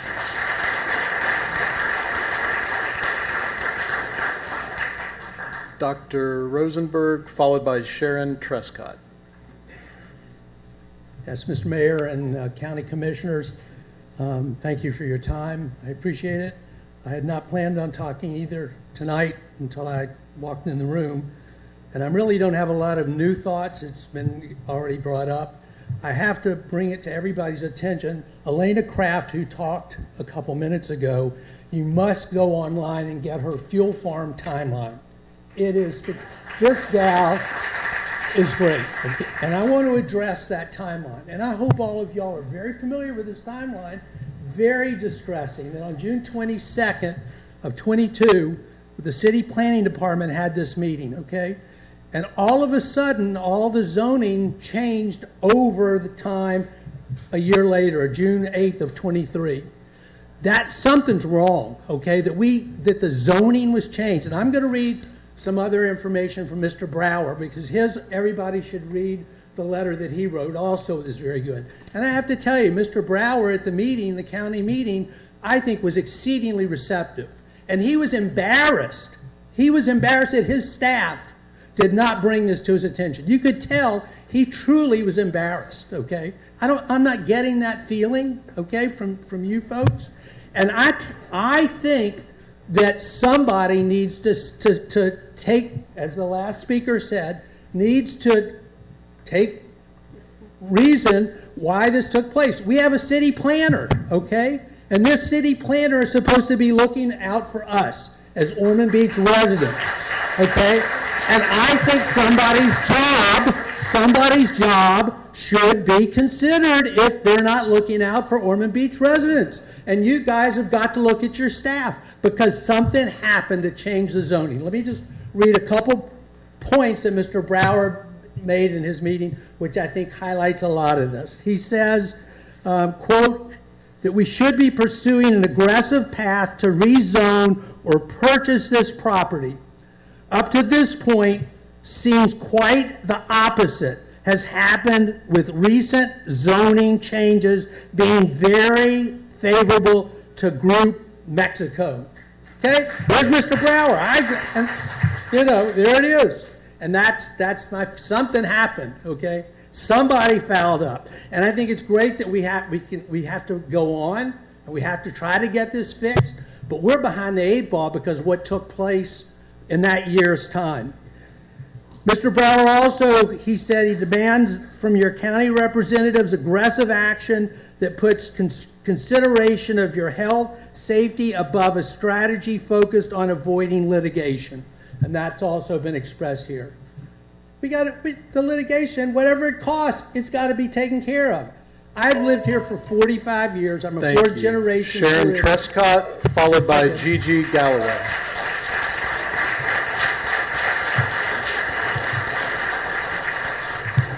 Sharon Trescott, that's hard to follow. I live in Ormond Beach. Big secret, fuel farm. That brought back to light the way we were treated by not being notified as adjoining property owners of the Ormond Beach Airport for the runway extension grant to extend the west runway 1,000 feet toward us, and we're west. I had to learn of it from a neighbor of mine. 3+ years of fighting for my property and my rights against your consultant's report, of which we found to be very different from some actual facts. Now, I just said that very nicely. I have more to bring to you about this, but not at this time. Finally, a letter from FAA dated August 12th of 2022 went to the city withdrawing the $3 to $4 million runway extension grant. I feel the public was never informed correctly of why and how it happened, as the letter provided strong reasons. I feel this letter should be shared with anyone interested. The city did not reveal it until asked about it 6 weeks later into September. Concerns for obstruction on and off of airport property, etc., etc., etc. I question today if this airport operating as it is with such conditions is really safe for all using it. For 2 years now, FDOT has issued a special license for the Ormond Beach Airport due to having obstructions. When will you qualify for the FDOT regular license as it should operate under? Thank you. Thank you.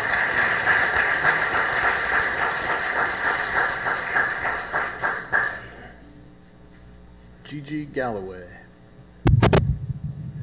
Gigi Galloway, 1305 Oak Forest, resident, 41 years, mayor, commissioners. I'm hearing a lot of finger pointing tonight, and I've always been raised that if you've got a problem, fix the problem, spend the time fixing the problem now, and then we go back and figure out what happened. I'd rather the energy be spent to figure out. What I'm hearing tonight is not only no, but hell no. And we need to find out. I'm going to give everybody, we all are fighting this behind the scene. When we go buy gas, you see a round stamp. When you go buy meat at the market, anything that's measured, and y'all going to laugh, but every one of y'all, I want to challenge y'all to call Wilton Simpson, your agriculture commissioner, tomorrow. I'm going to give you his telephone number. 850. I don't see y'all writing it down. If you're going to point fingers at these people, 850-617-7700. I know Wilton. I've been on his farm several times. His email is Wilton, WILTON.Simpson@FDACS.gov. If you can't write it down, go on the email and write it up. And what you're pointing at these people, I want you to spend the same energy pointing at him, because he's going to measure every gallon that's coming out of those tanks. And if you want to stop it, we got to stop it through all of us, instead of pointing at people saying, you. We got to play as a team. I'm a team player, okay? It's not a no, tell no, but start your own fight and let's go after them and stop it. But don't point fingers, because I'm going to challenge each of y'all. Come up here and sit in their seat and take this fight. No, go ahead. Go up and sit in their seat. They're fighting for us. We all make mistakes, and by God, let's stop it. Thank you very much. Thank you, Gigi. All right. Commission, I have no more cards. We're now on approval of minutes. The minutes have been sent to the commission for review, also posted to the city's websites. Any additions, deletions, or corrections? Hearing none, just need a motion to approve. These are from the August 15th, 2023 meeting. Move approval of the minutes of August 15th, 2023. Second. Moved and seconded. All those in favor, please say aye. Aye. Opposed, like sign. Can we take a break? 2-minute break? Potty break? I'm just going to go. Okay. Commission, we are now on the consent agenda. Does any commissioner wish to pull any item off of the consent agenda? Mr. Mayor, I've been requested by a citizen to pull item 8N, as in Nancy. 8N. I just need a motion to approve absent item 8N. Move approval absent 8N. Second. Moved and seconded. Please call the vote. Commissioner Sargent. Yes. Commissioner Persis. Yes. Commissioner Briley. Yes. Mayor Partington. Yes. At this time, if any commissioner wants to comment on, or actually, let's go to 8N first. Disposition item titled Capital Improvement Plan, Fiscal Year 2023-2024. Please be quiet as you're exiting the chambers. We're continuing with our business. 8N is a disposition item. Yes, 8N, disposition item titled Capital Improvement Plan, Fiscal Year 2023 through 2024 through Fiscal Year 2027 through 2028. Thank you. And I have one card. Jeff Boyle.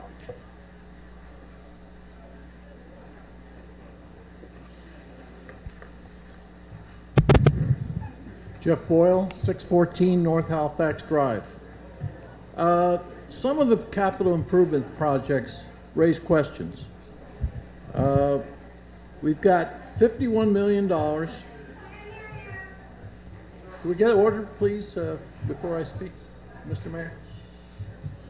Maybe we're out of wait. Start over. We're close. Yeah, go ahead and reset his 3 minutes, and as soon as we get those doors shut, he'll be off to the races. Thank you.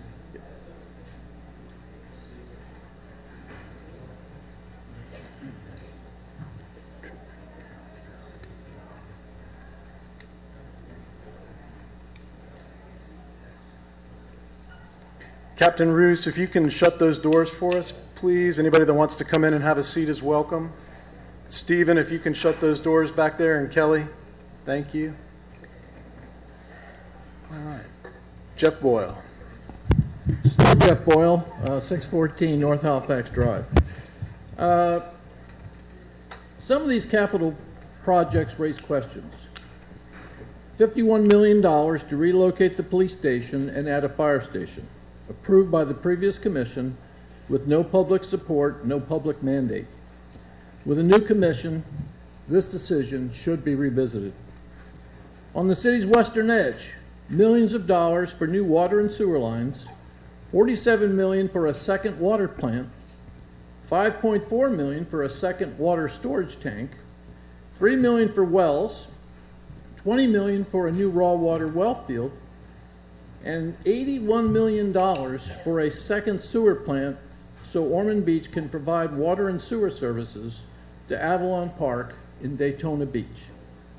We know nothing about the negotiations ongoing between the two cities.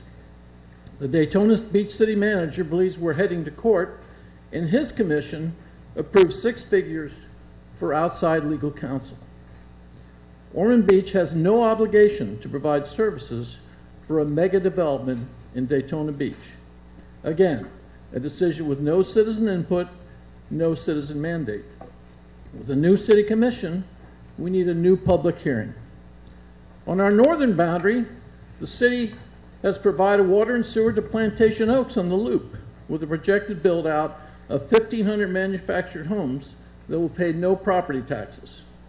Annexation followed with no citizen input, no citizen mandate. Nearby, 400 more homes are coming in pre-annexed Ridge Haven. The city is spending millions on infrastructure to grow north and west, and there is still no evidence that growth has ever paid for itself. We just added $55 million in new property value and annexations, and yet we're still raising taxes. Please, end this culture of growth, open it up to public hearings, some interlocal agreements. We need to revisit our entire growth strategy and policy. Thank you. Thank you. Commission, we're on 8N. I don't have any other cards. Let me double check. Yeah, no other cards. Move approval of 8N. Second. Moved and seconded. Any further discussion? Please call the vote. Commissioner Sargent? Yes. Commissioner Persis? Yes. Commissioner Briley? Yes. Commissioner Tolan? Yes. Mayor Partington? Yes, and now would be the appropriate time for any commissioner who wishes to comment on consent agenda items. Commissioner Tolan. I just want to verify, so I'm sorry, I had to step out. No worries. So N was the only Only item one that that was removed? Pulled. Yep, everything passed. Pulled, okay, all right. No comment, I'm pleased, thank you. All right, we'll move to public hearings. I will open the public hearings at this time. Ask the clerk to read 9A by title. Ordinance number 2023-45, an ordinance amending paragraph C, official zoning map of section 2-01, established of Article 1, establishment of zoning districts and official zoning map of Chapter 2, District and General Regulations of the City of Ormond Beach Land Development Code by amending the official zoning map to rezone one parcel of real property totaling 18.6 plus or minus acres located at 901 Airport Road, Volusia County, parcel number 4238-01-40-0010, from I-1 light industrial to S-E special environmental, authorizing revision of official zoning map, repealing all inconsistent ordinances or parts thereof, and setting forth an effective date. This is the second reading of ordinance number 2023-45, read by title only. Second reading. This is 9A. Mr. Mayor, I'll move approval of ordinance number 2023-45. Well, hold on, I've got a couple cards here. My apologies. No problem. I appreciate you trying. Fran Canfield.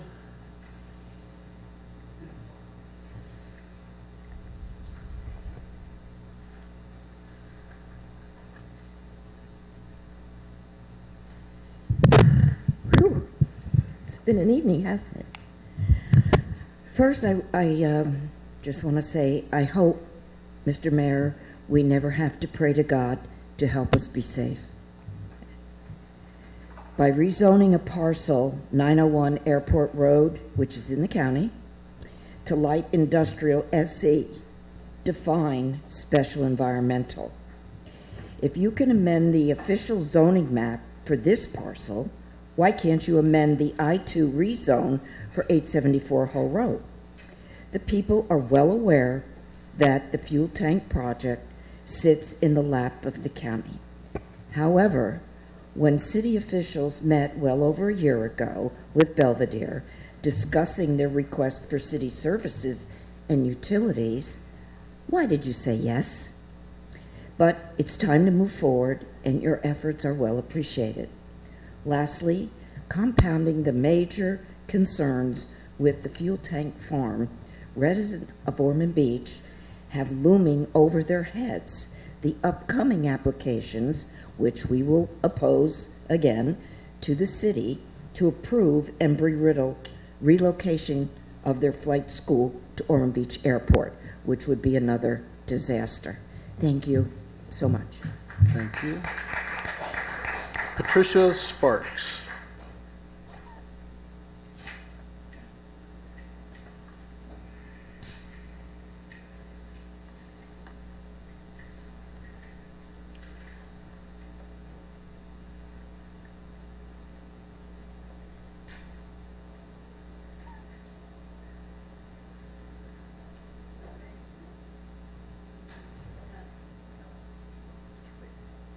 Is Patricia Sparks here? Nope. All right, I thought that was Patricia getting up. All right, so now Deputy Mayor Briley. Thank you, Mr. Mayor. I'm sorry. I'll move approval of ordinance number 2023-045. Seconded by Commissioner Tolland. Any discussion? It is a second reading, and there's no questions or further discussion. Please call the vote. Commissioner Persis? Yes. Commissioner Briley? Yes. Commissioner Tolland? Yes. Commissioner Sargent? Yes. Mayor Partington? Yes. 9B. Ordinance number 2023-47, an ordinance amending section 22-23, minimum meter rates generally, 22-24, multiple minimum charges, 22-71, service charge established, 22-136, minimum water rates, and 22-137, minimum wastewater rates of Chapter 22, Water and Sewers of the City of Ormond Beach Code of Ordinances by increasing the minimum water and sewer rates, repealing all inconsistent ordinances or parts thereof, and setting forth an effective date. This is the first reading of ordinance number 2023-47, read by title only. Thank you. And I'll ask Finance Director Kelly McGuire to speak on this item. Thank you, Mayor. This is a request to amend the water and sewer rates. This is to fund the fiscal year 2024 and 25 budget. These rates have been reviewed by the Budget Advisory Board, and they are recommending approval, as is your staff. Any questions for Kelly? All right, let's get into the cards. I have Anna Hannon. Anna still here? Nancy Bates.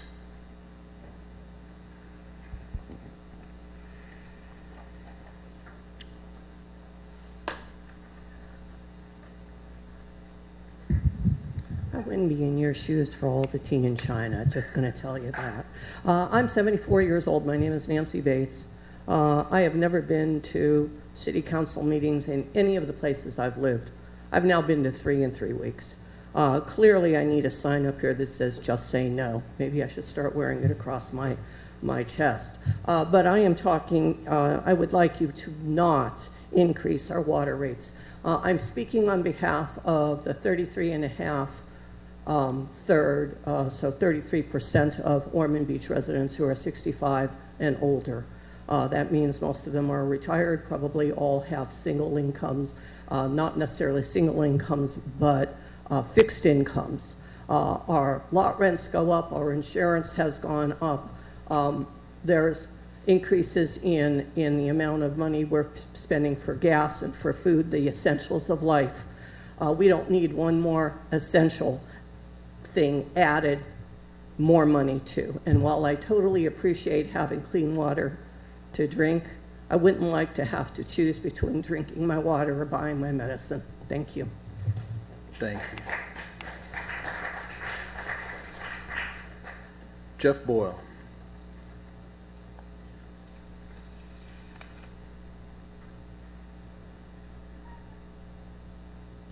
Jeff Boyle, 614 North Halifax Drive.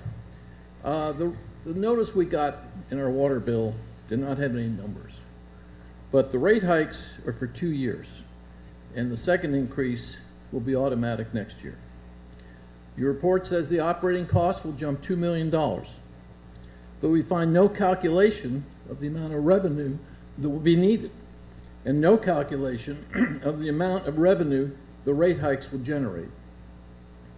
Staff wisely overestimates cost and underestimates revenue, and they've been doing that for years. And the auditors find enormous surpluses in the fund balance months later. Water and sewer rates have increased 16 times since 2002, with 7 rate increases since 2015. And from 2005 to 2014, water and sewer net profits were $28 million, an average of $3 million a year. The proposed rate increases will average $751 a month, $90 a year, and will have a disproportionate regressive impact on low-income households and seniors. Half our city's population, I have a different number than Ms. Bates, half our city's population is older than age 52. And the census reports show that many Ormond Beach households have total incomes of less than $30,000 a year, less than $2,500 a month. People are struggling. Rising grocery, gas, and electric bills, insurance bills, medical bills, and government taxes.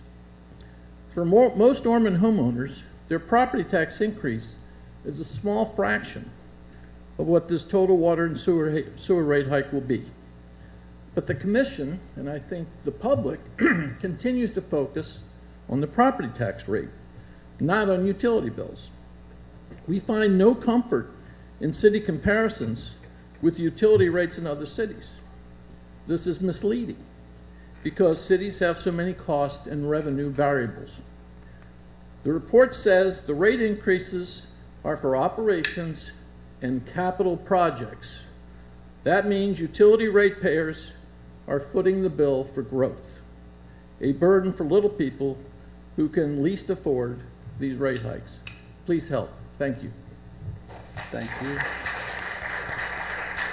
And then Dawn Johnson.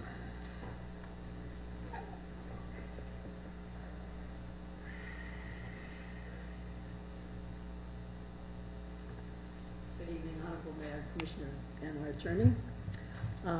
I'd like to just add a small additive to that we have our garbage picked up twice a week and our yard waste once a week. And I might make a suggestion that we don't need our garbage picked up twice a week. I think once a week is enough. If you've got so much garbage, you might want to look at your lifestyle. Thank you very much. Thank you. All right, Commission, that's all the cards I have on 10B. Just need a motion and a second. I move approval of ordinance number 2023-47. I'm sorry, 9B. Oh, sorry. You read it right. Okay. Second. Moved and seconded. Any further discussion? Please call the vote. Commissioner Briley? Yes. Commissioner Tolland? Yes. Commissioner Sargent? Yes. Commissioner Persis? Yes. Mayor Partington? Yes. Move to 10A. Close the public hearing. Thank you. I will close the public hearings. Okay.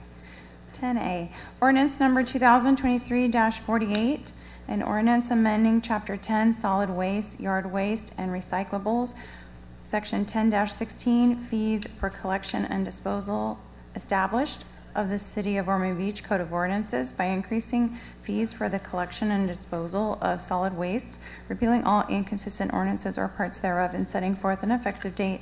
This is the first reading of ordinance number 2023-48, read by title only. Thank you. And again, I'll ask our Finance Director, Kelly McGuire, to speak on this item. So this is a request to amend the solid waste rates. The amendment is to keep the rate that we're charging the customer consistent with what we're paying our outside waste hauler.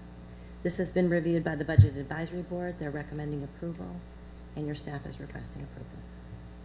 Thank you. Kelly, any questions for Kelly? Kelly, I guess my only question, I'm sorry. Go ahead. I was just going to ask this, so this is just a reimbursement of what we're charged? Right, so that's up just a, for the last several years, including the current year, we have been subsidizing the rates, which means that the customer is not paying as much as is actually being sent out and paid to the waste hauler, right? So we've been doing that for a number of years, trying to keep those rates low. But we're at the point where we just can't continue to do that. So we're looking to increase the rate to the customer so it's sufficient to cover the cost that is actually being paid to the waste hauler. thank you. That was my point. Thank you. Okay. My question. Any other questions, or we're ready for a motion? I'll make a motion that we accept ordinance number 2023-48. Second. Moved and seconded. Any other discussion? Oh, I'm sorry. Jeff, you are correct. Jeff Boyle, let's listen to him, and then we can have any discussion. I won't be long. Jeff Boyle, 614 North Halifax Drive. $90.40 more a month for trash pickup is a 40% increase. The largest single rate increase in Ormond Beach history. The new cost will be $32.94 a month, $395 a year to pick up trash at each home. The city previously subsidized the trash pickup rates from the Solid Waste Reserve Fund, as Kelly explained. That subsidy is now gone. We're told the rates must go up to offset cost increases. The Ormond Beach solid waste contracts have a bad history. Years ago, the city contract was with Waste Management Company, and they asked for a cost adjustment. The Waste Pro Company stepped up and asked the city to rebid the contract, which the City Commission did on a 3-2 vote. Subsequently, Waste Management did not enter a bid, leaving us with a Waste Pro contract that cost our city $800,000 more a year.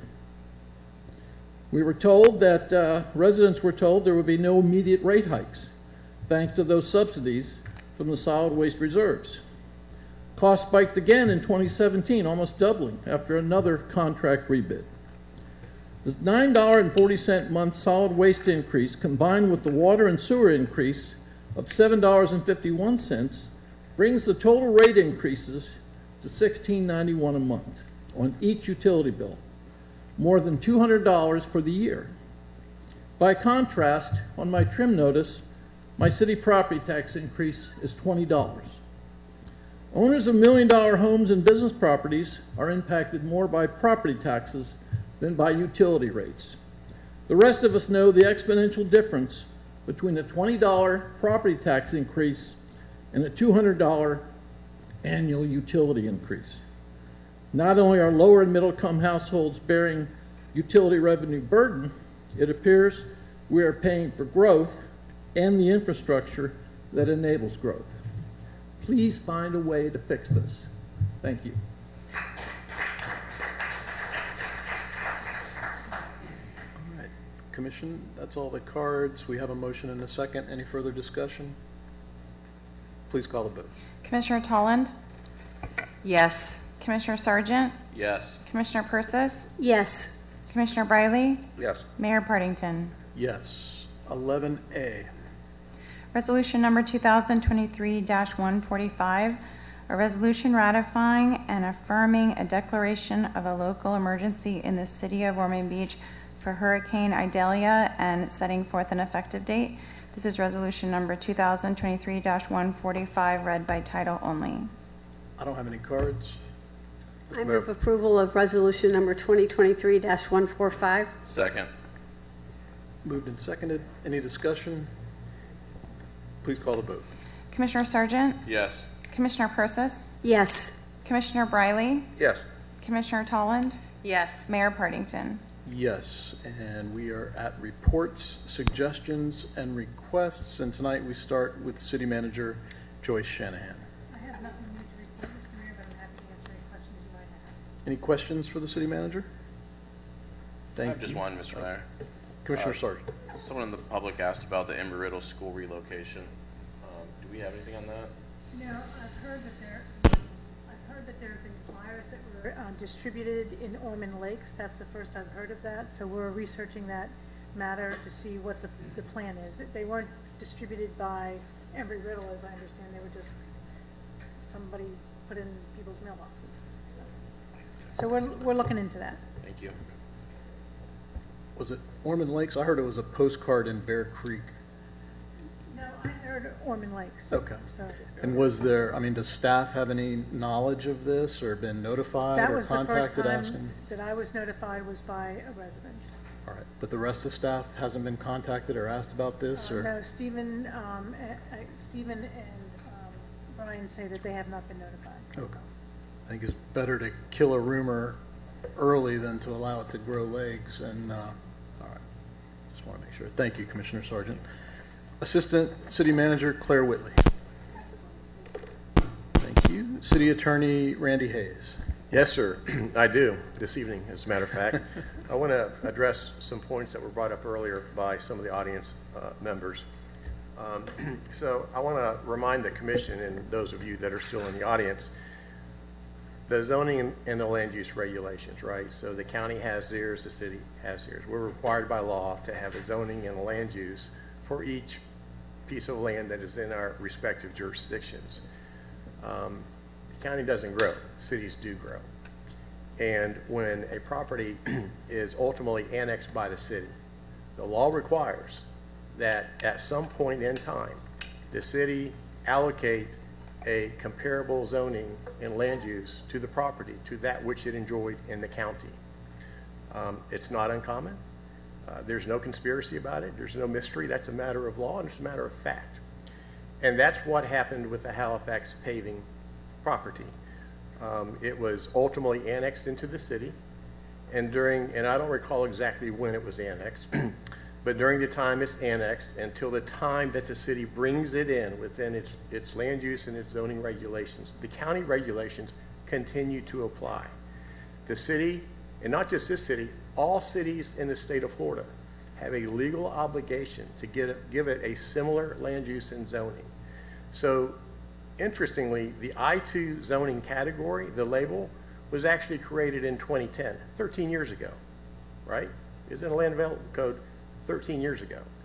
There were no regulations in place because there was no need for it. The regulations that were recently proposed came about because of the Halifax paving annexation and the requirement to give it a similar land use and zoning. Now, my understanding is that with respect to the fuel farm, that under the county's regulations, the definition may not call it out as providing fuel storage, but it is allowed as a matter of right in the county's zoning district and land use district. So I think it's just a matter of applying those legal principles to properties as they get annexed. So the I-2 zoning, the I-2 land use that was approved on first reading, that was done for Halifax. That wasn't done for anything else. The applicant's property is not even in the city. It's in the county. This is a county project. And it's going to remain a county project. I can give you countless examples in 3 decades where a project was approved in the county because they have more lax standards, right? And they don't want to deal with Ormond standards. And then they annex into the city. So the city has a policy. And that policy is included in its comp plan and its land development regulations. And it's consistent with the policy of a lot of cities throughout the city. And it goes like this. If you want our water and you're on the boundary line, you have to annex into the city.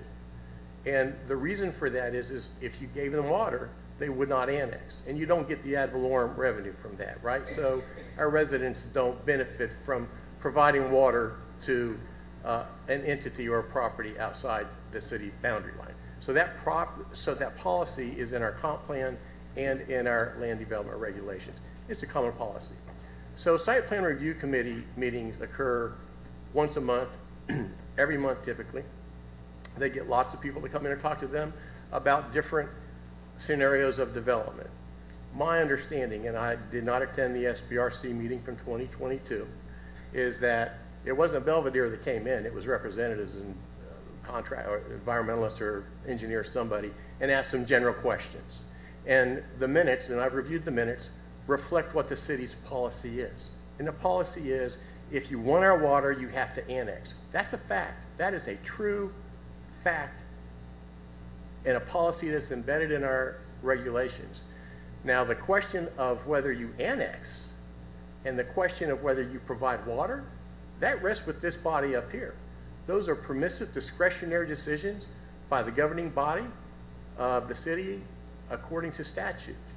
And you know this because when we get a petition for voluntary annexation, staff doesn't have the authority to approve that. It comes to you, right? And typically, because most of these projects aren't controversial, the water component is a piece of that. This one is different, right? So these folks, from my understanding, talking with the county staff, went to the county first. Why? Because the land is in the county. The county's the one with jurisdiction. The county's the one that's going to review an application and a site plan when they get one. And they told us, as again today, they don't have one.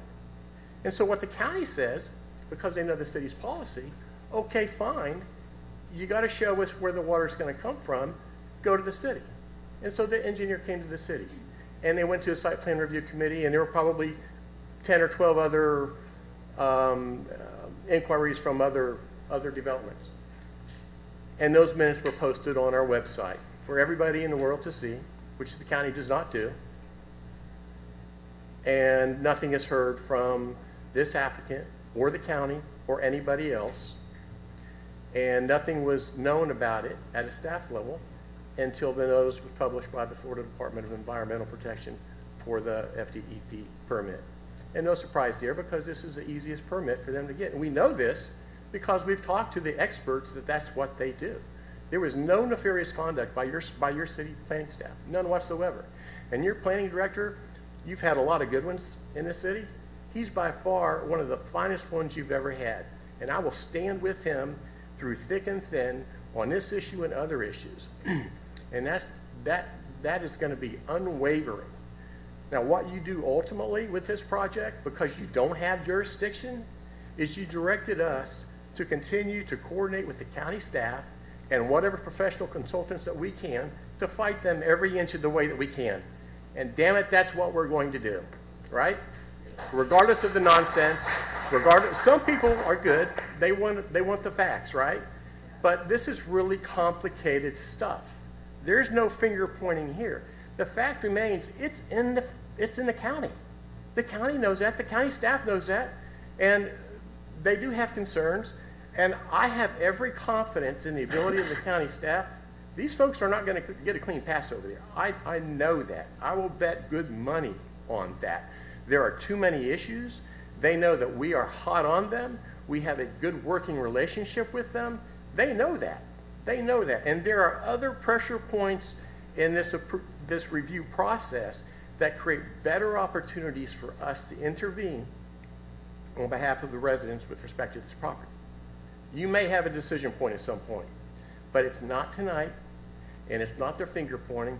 The county staff has got a job to do too, and we're trying to work with them as best we can. And I'm hopeful that the residents that are here still can carry that message forward to some of the other residents that chose to leave. Now, I think you do have some options with respect to the I-2 land use. So the way it works is like this.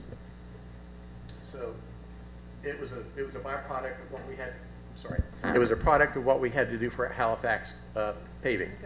So annexed in, and now we do the land use. So the land use was approved on first reading by ordinance. Let's see if I get this right. July 18th. Annexation occurred May 16th. The land use ordinance was approved on first reading on July 18th. That then gets transmitted to other governmental jurisdictions, the state of Florida agencies, as well as the Volusia Growth Management Commission. They review it. They did not have any comments, so they send that back to staff. Ordinarily, the staff would present that to the commission for second reading, and you would approve it, and it would become local law. So here's your options. It's come back. It's not a local law because it's not been approved on second reading. Your options are this. You can ask staff to bring it to you, excuse me, so that you can vote it down on second reading, or you can ask staff to bring it back so it fails for lack of getting a motion, right?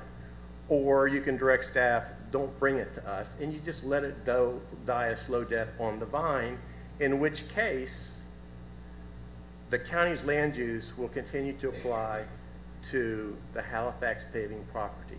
At some point in time, we're going to have to give it a similar land use and bring it in under our regulations. Now, how we do that, we may have some discretion. Whether we do it as a straight up land use, whether we do it as part of a joint project planning agreement with the county and an interlocal agreement, we can look at that. But, you know, if you want to take some action on that measure this evening, what you could do is you could direct your staff to either bring it back for you to consider one way or the other, or direct your staff not to bring it back and let it die, and then instruct them to bring something else back, right? So those are your options if that's something you want to consider this evening. But I got to tell you, Stephen's the finest painter I've ever worked with, period, hands down. Mr. Mayor. Deputy Mayor Briley and then Commissioner Sargent. Just a quick question for Randy. Randy, in what you're saying, would that maybe have staff go back and look at the I-2 zoning classification and maybe change it to where we don't allow certain things that the county would allow under their heavy industrial zoning classification by right, and make them much harder to get or much more difficult to get in the city? Certainly, yeah. We have lots of options when it comes to that, and I would say that all options are on the table. And a very useful tool, and we have used this in the past, right, is that interlocal agreement with the county, because we know issues like this sometimes arise. We have been through them more than one time. They're expensive to litigate. We got good results, and it takes a lot of time. And, you know, unfortunately for us, in some ways this project would be easier for us to deal if we could control it, but we can't, and that's the frustration. We can't control it, but we can influence it. And you've given us direction to do that. And we're going to work hard to do that. And your planning staff is a key component of that. And there, like I said, there may be some decision points that come back before you. And I don't want you to make any statements or comments or, you know, how you may vote on those things now. But we'll save that for the appropriate time, because timing is also a critical piece of this. And there's lots of other things that we're working on that we obviously don't want to discuss in open public, regardless of some of the comments that are made by other residents in the community. Just let us do our work is all I would ask. Thank you. Thank you, Randy. Commissioner Sargent. Just two things, Mr. Mayor. I just want to make sure I heard the city attorney correctly, that annexing in and providing water and sewer is at the discretion of the commission, correct? Yes, sir. There could be some caveats to that, but the general statement of the law is yes, sir. Would we need a motion, or what would we need to bring the zoning back for I-2? Well, you mean the land use that was under consideration? Yes. Well, you could just, if you want to bring it back, you could just give direction to your staff, and the staff will re-agenda it on another agenda for the commission, and you could consider it there. That's an option. As I mentioned, or another option is you just say, don't bring it back, we're just going to kill it right there in the spot. So that's an option as well. Oh, the zoning. So the zoning is a different animal, right? So it has to have the same zoning that it has in the county. And the zoning is a bit more challenging to change. Now, it's possible, we would need to look at it, it's possible to make changes to zoning that don't affect any underlying property rights. I'm sorry, but it is an issue. And as long as and if it does change an underlying property entitlement, as long as the property owner is amenable to that, then it's possible too. But it's something that we can explore, right? So I would say all options are on the table, but there are legal parameters. And that's why I like my job better than anybody else's, because there's a definition to the legal parameters. Could we revisit the I-2 wording and maybe take the verbiage and take out the oil, the flammable petroleum? Yeah, I mean, we can certainly look at that, but I think it's important to understand that it may not be specifically called out in the county regulations. It is allowed by the county regulations, right? So we're just more transparent here because we always have been. But if you want to take it out, then we could take it out. And that's the kind of use that may be appropriate during the interlocal agreement process with the county. We can identify those uses that may be inappropriate in and around residential areas, in and around recreational areas, and say, not here, put it someplace else. County, find someplace else in the county to put it, but not on our boundary line. But I would say that everything is on our table. We can look at everything for you. Mr. Mayor, City Manager Shanahan. I think Stephen Spraker has a few things to add. Okay.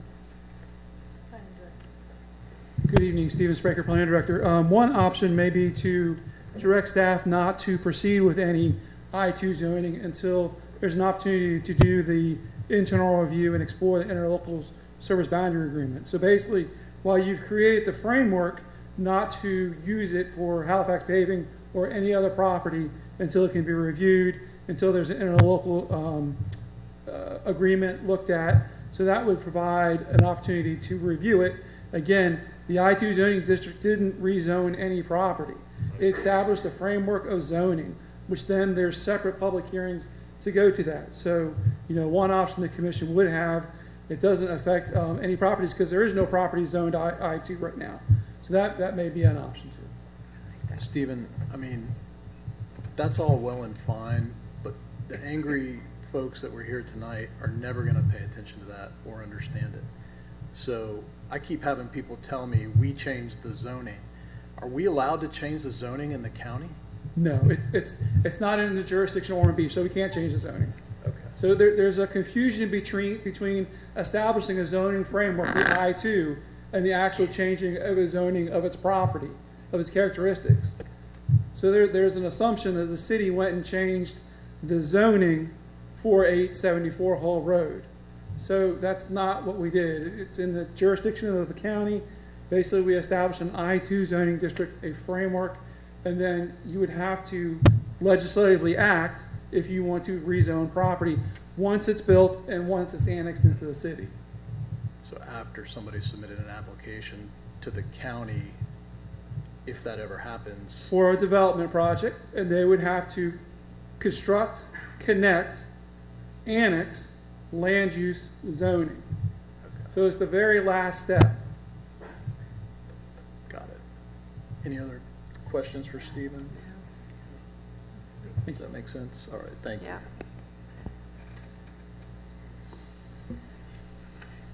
Anything else, Randy? No, sir, I better end it there. Understood. All right. And tonight, we start with Commissioner Tolland. All right, thank you. I added notes as we were talking, I'm just saying. Let's just talk about Belvedere first. I just want to put on the record, I wrote this before the meeting. I knew residents were coming, that I wanted to reassure the citizens that the commission and the city strongly does oppose this project. And I know we appreciate the passionate emails and the phone calls and all the representation at the council meetings. But after tonight, I feel like I do need to say that I don't appreciate some things. And the one thing I don't appreciate is being threatened. What citizens have to understand, and I know you all understand, we're up here, we are elected, and we work hard to be elected because we love the city. And we are you, we are residents as well. I had raised 7 kids. I was on that soccer field and those ball fields for 20 years. I live within a mile of where this fuel farm is. I love this town, and I do this not for the little bit of money that you get as a commissioner. I hold another job. I do this because I love Ormond Beach, I love you guys. Jeez. I'm sorry. I love you guys as well. And I too, I'm not even a crier. Didn't even cry when my mom passed away. Jeez. But I do, and I really resent the fact that folks think that we're not transparent and that we don't care. That's just absolutely absurd. We don't do what we do because we don't care. We do care. So I just wanted to say that. And what I really want to say more than anything, finger pointing doesn't do a darn thing. We have to be positive. We're working together. We you know, let's just keep that positive motion. Keep it moving forward. Let's have a little trust. Let's have a little kindness. Let's give each other a little bit of grace to grow and to do the things that we need to do. Let's give our staff the ability to do the things they need to do and not keep having to fight negative emails and pointing fingers. Give us time to work these things out, is what I'm asking about that. Okay. Point number 2. I'm going to change the whole mode here. I do want to do a shout out to Friends of Recreation. It's a board I've been on for a long time. It's a 5013C in the city, and it is a group of people that are concerned, that kind of grew out of leisure services, that care about the residents and care about the programs and the kids in the city. And one of our good friends, S.R. Parat, gave a very generous partnership and donation towards some scoreboards out at the sports complex. So I wanted to officially thank them for their generosity and their caring of the community. And a shout out to Friends of Recreation for being that avenue to allow that to happen. And there's many more opportunities in the future if people want to partner. The Regrow the Loop is still a very strong and viable initiative. I'm just mentioning a few things that we're doing that I just participated in the last couple of weeks. I did participate in a strategic plan of Ormond Beach Main Street. It was about a 7-hour strategic plan. They brought in an outside person. Becky is doing a tremendous job really moving that whole initiative forward, that whole organization, and I'm sure we'll see the positive results of that planning soon.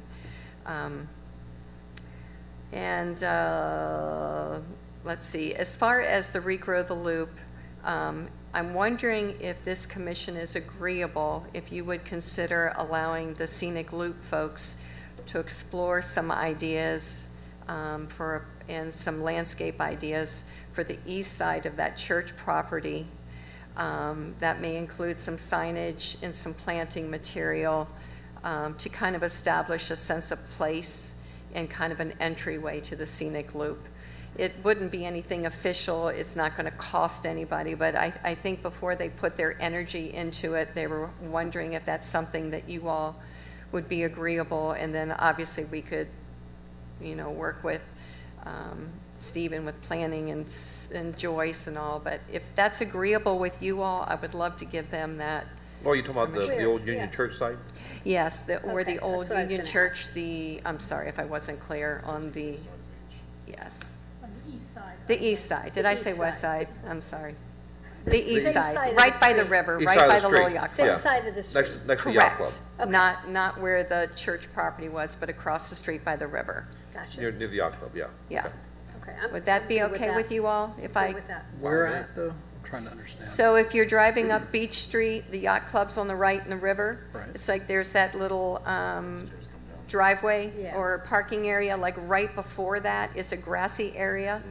And they're thinking of some type of like a kiosk signage that kind of explains the scenic byway with some native plants, got the native word in, and an archway. That's different than what Commissioner Sargent was proposing for the property as far as some historical markers or things like that, or is it? Well, I don't. Connected? Incorporated with Okay. my shadow boxes. Yeah, I mean, I don't know what the Historical Society thinks about that. I think they kind of control that. Yeah, we probably should take that to historic sites and have them take a look at it. I'd also be a little concerned about where's the archway go? I don't know. Well, not an archway. I'm thinking more of a tree that can start like a canopy, but nothing obstructive. Obviously, it's city, it's going to be city approved. They just kind of want to start getting some ideas. I think we need some framework for that idea, though. I think it'd probably be best to take that idea to Start with. Historic Sites Preservation Board? No? HLPB? Yeah. Okay. Do you think that's appropriate? Yeah. Okay, that's fine. We can start with that and then bring that back to you before we do an Perfect. outreach to the loop folks. Perfect. All right. Sean, this is for you. I mean, we heard First Shelter talk about mental wellness, Ormond Strong talk about suicide. So I just want to put on the forefront again how important it is for us to keep moving forward that mental wellness signage whenever we can incorporate that into the city. And I think that's all I can say. Good night, everyone. Thank you. Commissioner Sargent. Oh, I have lots of notes tonight. First, I would like to say thank you to all the residents that came out and voiced their opinion. That's what's great about America, is that we can do this, and we're free to do and speak freely. The zoning for this property at 874 Hall Road was actually changed in 2006 by the county from agricultural to the current zoning, and that was done. The city of Ormond did not do that, so I just want that clear. Thank you, Lindsay Pate, for coming out and your passion for this. I've spoken a lot to you on the phone. I actually was speaking to her when my son hit his first home run, and I had to put the phone down. Thank you. Thank you, Sean, for coming out, and hopefully that parking issue gets resolved so I don't get text at 8 a.m. on Saturday mornings anymore, but they're welcome. Thank you, Randy, Joyce, and staff. I think we just need to keep fighting this. And then after it's all done, I'd like to do an after action report to make sure that we are never blindsided by a project again, just to see what we could do better. Not to point fingers, not to do anything like that, but how can we learn from this and be better from it? I think that's really what I'd like to see. And Kelly and Chris, thank you for finance. I think they probably left, for getting us through the budget. And with that, I'll say goodnight. Thank you, Commissioner Persis. Good evening, everyone. I just want to sort of piggyback on what Commissioner Sargent and Commissioner Tolland said. Yes, we need, if something has passed by us, we need to do better. I totally agree with that. So something like this never happens again. It's not, it's not good. But I want everyone to know that I believe every single person up here and all our planning board and our city planner, everybody here loves Ormond Beach, or we would not be here. I was born and raised here. I've lived here all my life.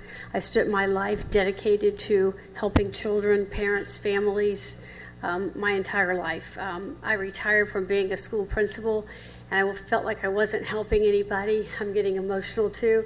And I wanted to keep doing something, so I decided I wanted to get involved with the city, so I did that.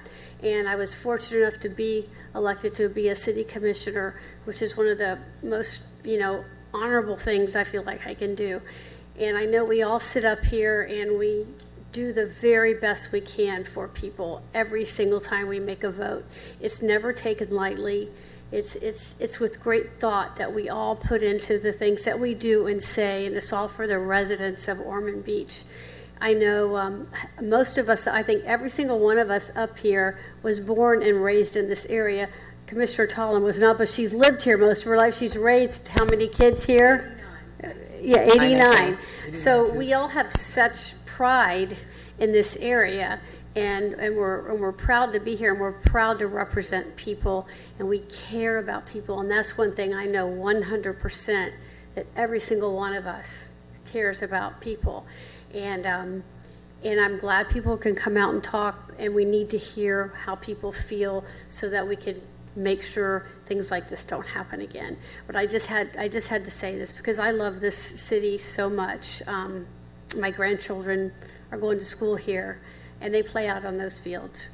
And I've been out on those fields. And so, anyway, I think I'm rambling because I've got a little emotional too. But anyway, I did want to let everyone know I did attend a really fun event. It was last week. There was a ribbon cutting at the Fern and Fable. It's a small bookstore that just opened in Ormond Beach. And it's owned by some local people that, grew up right here, went through our schools. And so I was there, and so on behalf of Mayor Partington and all the commission, I was able to say a few words and tell them how happy we were that they were opening a bookstore right there so people could come out there. It was really a nice event. And again, thank you all for being here tonight, and have a wonderful week, and be safe. Thank you. Commissioner, Deputy Mayor Briley. Thank you, Mr. Mayor. I guess sometimes when you go last, a lot of things have been covered by the time things get to you. First, I want to thank our City Attorney, Randy Hayes, for the motion that you brought before us this evening, and also for clearing up quite a few things. I've seen posts on social media that the city, rezoned the property. We've never rezoned anything I-2 because we just haven't. That's not that piece of property is not in our city. It's not under our jurisdiction. Like Commissioner Persis, Commissioner Sargent, and the mayor, and our adoptive native Commissioner Tolland, I was born and raised in this town and became politically active. Sat on a board of a little group called Citizens for Ormond Beach 36 years ago. And I'm 51 today. So, I agree with Commissioner Persis. We do this because we care about this city. And I agree with the rest of the commission that have said the same thing. I can tell you that several of us were on the city commission a year ago, but I will also tell you this, when things go through SPRC, and Stephen, you can correct me if I'm wrong, I think Mr. Hayes said it as well, a lot of things that go through SPRC, the city commission doesn't often see, because they come in, they ask questions, but unless they drop an application, it doesn't get to the city commission. It just doesn't. So yes, there are minutes from SPRC meetings, but sometimes you don't even know who those applicants are. They just come and ask questions and just want to see what the policies are and see what the procedures are. So, Mr. Mayor, we've had a long meeting, and I won't belabor the point. I do just want our residents to know that I have always thought the city commission, and our staff are transparent people. We've never tried to hide, as far as I know, anything from the people in regards to this project. And I think we have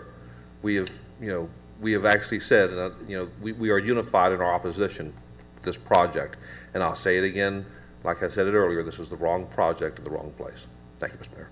Thank you, Deputy Mayor. And I think you've all covered all the important points.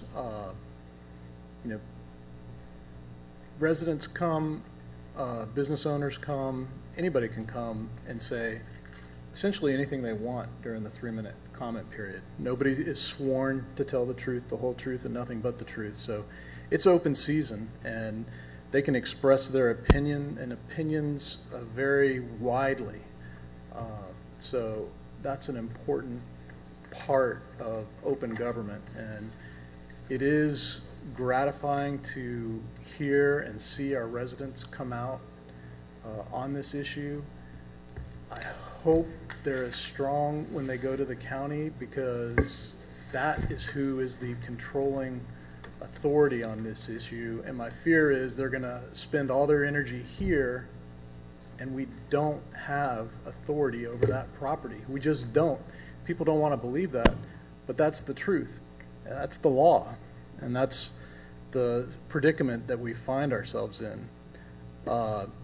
As far as the conspiracy theories or the idea that somehow we knew that this was going to happen prior to seeing an air permit in the paper 6 weeks ago or 2 months ago or whenever they put it in the hometown news is absurd to me. I know the city manager put it in her report back in June of 2022, but like the city attorney said, these representatives of Belvedere started at the county because the property is in the county.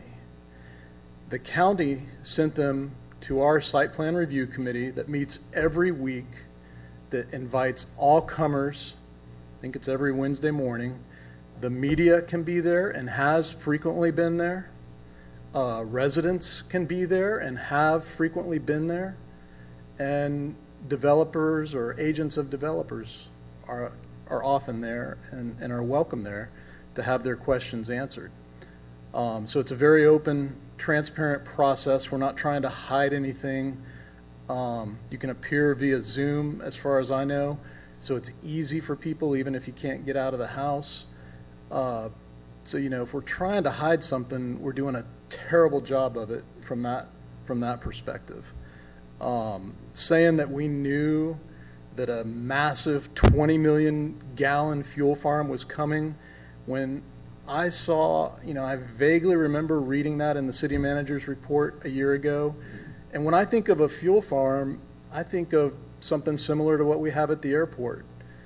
I don't know, is it 25,000 gallons or 30,000 gallons?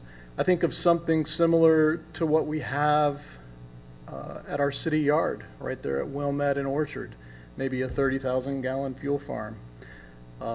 Any gas station in this city has between 30 and 60,000 gallons underneath it. Buc-ee's over in Daytona probably has 250,000 to 300,000 gallons of gas underneath it. But I certainly, in my lifelong experience in this city, could never fathom an industrial 20 million gallon fuel farm. That would be the farthest thought from my mind. Still can't believe it today that that's what they're proposing. No staff member has ever told us from the county or the city that that's what they were proposing. So I think, you know, if we saw it, the impression was they were doing something similar to what the fuel farms that we had were. And those fuel farms are bulk storage. They're not 20 million gallons. So maybe the ball was dropped there somehow if somebody knew that that's what they were proposing. But I take offense at being called a liar or being told that we're lying to people, because that's just not true. And it's unfortunate. But people are allowed to say whatever they want to say and however they're feeling. So I appreciate them coming and doing that at the same time. And I will fight to the death for their right to speak for their 3 minutes. The other thing that really doesn't make any sense is, like, somehow we're all working with the developer to make this happen. Excuse me, like we're going to get rich if this happens.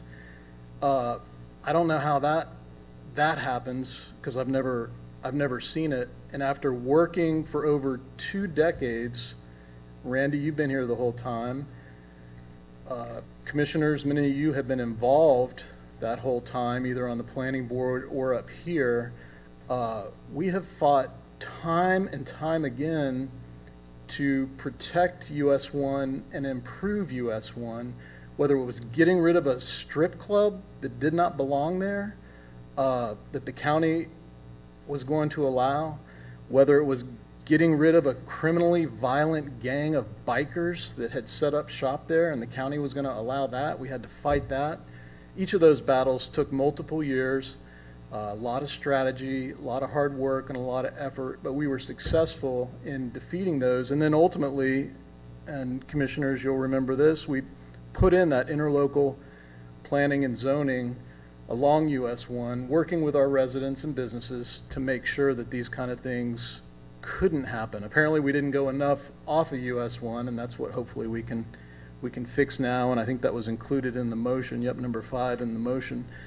So hopefully we can get that fixed. But it just doesn't make sense that we would have worked so hard to clean up US 1, beautify it, and then somehow been planning this massive 20 million gallon fuel storage facility. So it's unfortunate that those kind of thoughts are out there, but that happens, and people are upset. Again, as much as it's sometimes hard to listen to, I think it's good for folks to put that on the record. And Joyce, I would ask that you make this audio available to the county council as well, again, just like I asked you last time, and let them know we had a packed chamber again tonight. They are the approving authority, and they control the zoning. If anybody can stop this fairly quickly, it's going to be them. And so that's basically, I think, everything that I wanted to say about that. I feel like we're in a strong place on the fuel farm, based on the conversations I've had, based on the things that I am aware of that this commission has been doing, phone calls that I know have been made between our staffs, multiple calls with the city attorney and the city manager, conference calls from the governor's office to Congressman Waltz, all the way up and down the line. I think we're getting where we need to be, and I hope to have some results soon. Commission, I didn't know if we wanted to entertain a motion on the land development code issue, was it, for the I-2? To give staff direction on that, Commissioner Sargent, did you want to make a motion? Or Commissioner Toland? Yeah, I would like a motion that we bring the, oh, shoot. I would like to make a motion that we bring the I-2 land use, is it the land use or the zoning, back to us for, land use, that's what I thought. The I-2 land use back to staff to give us some direction and some ideas of possibilities so it can come back to us and we can discuss it up here, how we want to move forward. Second. Moved and seconded. Deputy Mayor Briley. And that would have to go before the planning board as well, first. Oh, yes. I'm sorry, again, Steven Sprecher. I'm just, are we talking about the land use for Halifax paving, or are we talking about the I-2 zoning district? Zoning district. Zoning district. I think they're talking about the I-2 zoning district. Right. Yeah. And there's a desire either to, not apply it, or to give us those three options and we can discuss it up here again. Revisit it, Yeah. basically once the interlocal is, going forward, or I'm not sure what the right terms are. Let us do this. Just give direction to staff to bring back some options to you. Perfect. And then we'll figure out what we need to do for you. Yeah. So that's the motion. There was a second. Do we need a motion on that? Nope. Okay. I think it's covered. And then Susan, if you would, please call the vote. Commissioner Persis? Yes. Yes. Commissioner Briley? Yes. Commissioner Tolland? Yes. Commissioner Sargent? Yes. Mayor Partington? Yes. And with that, we will be adjourned. Thank you all.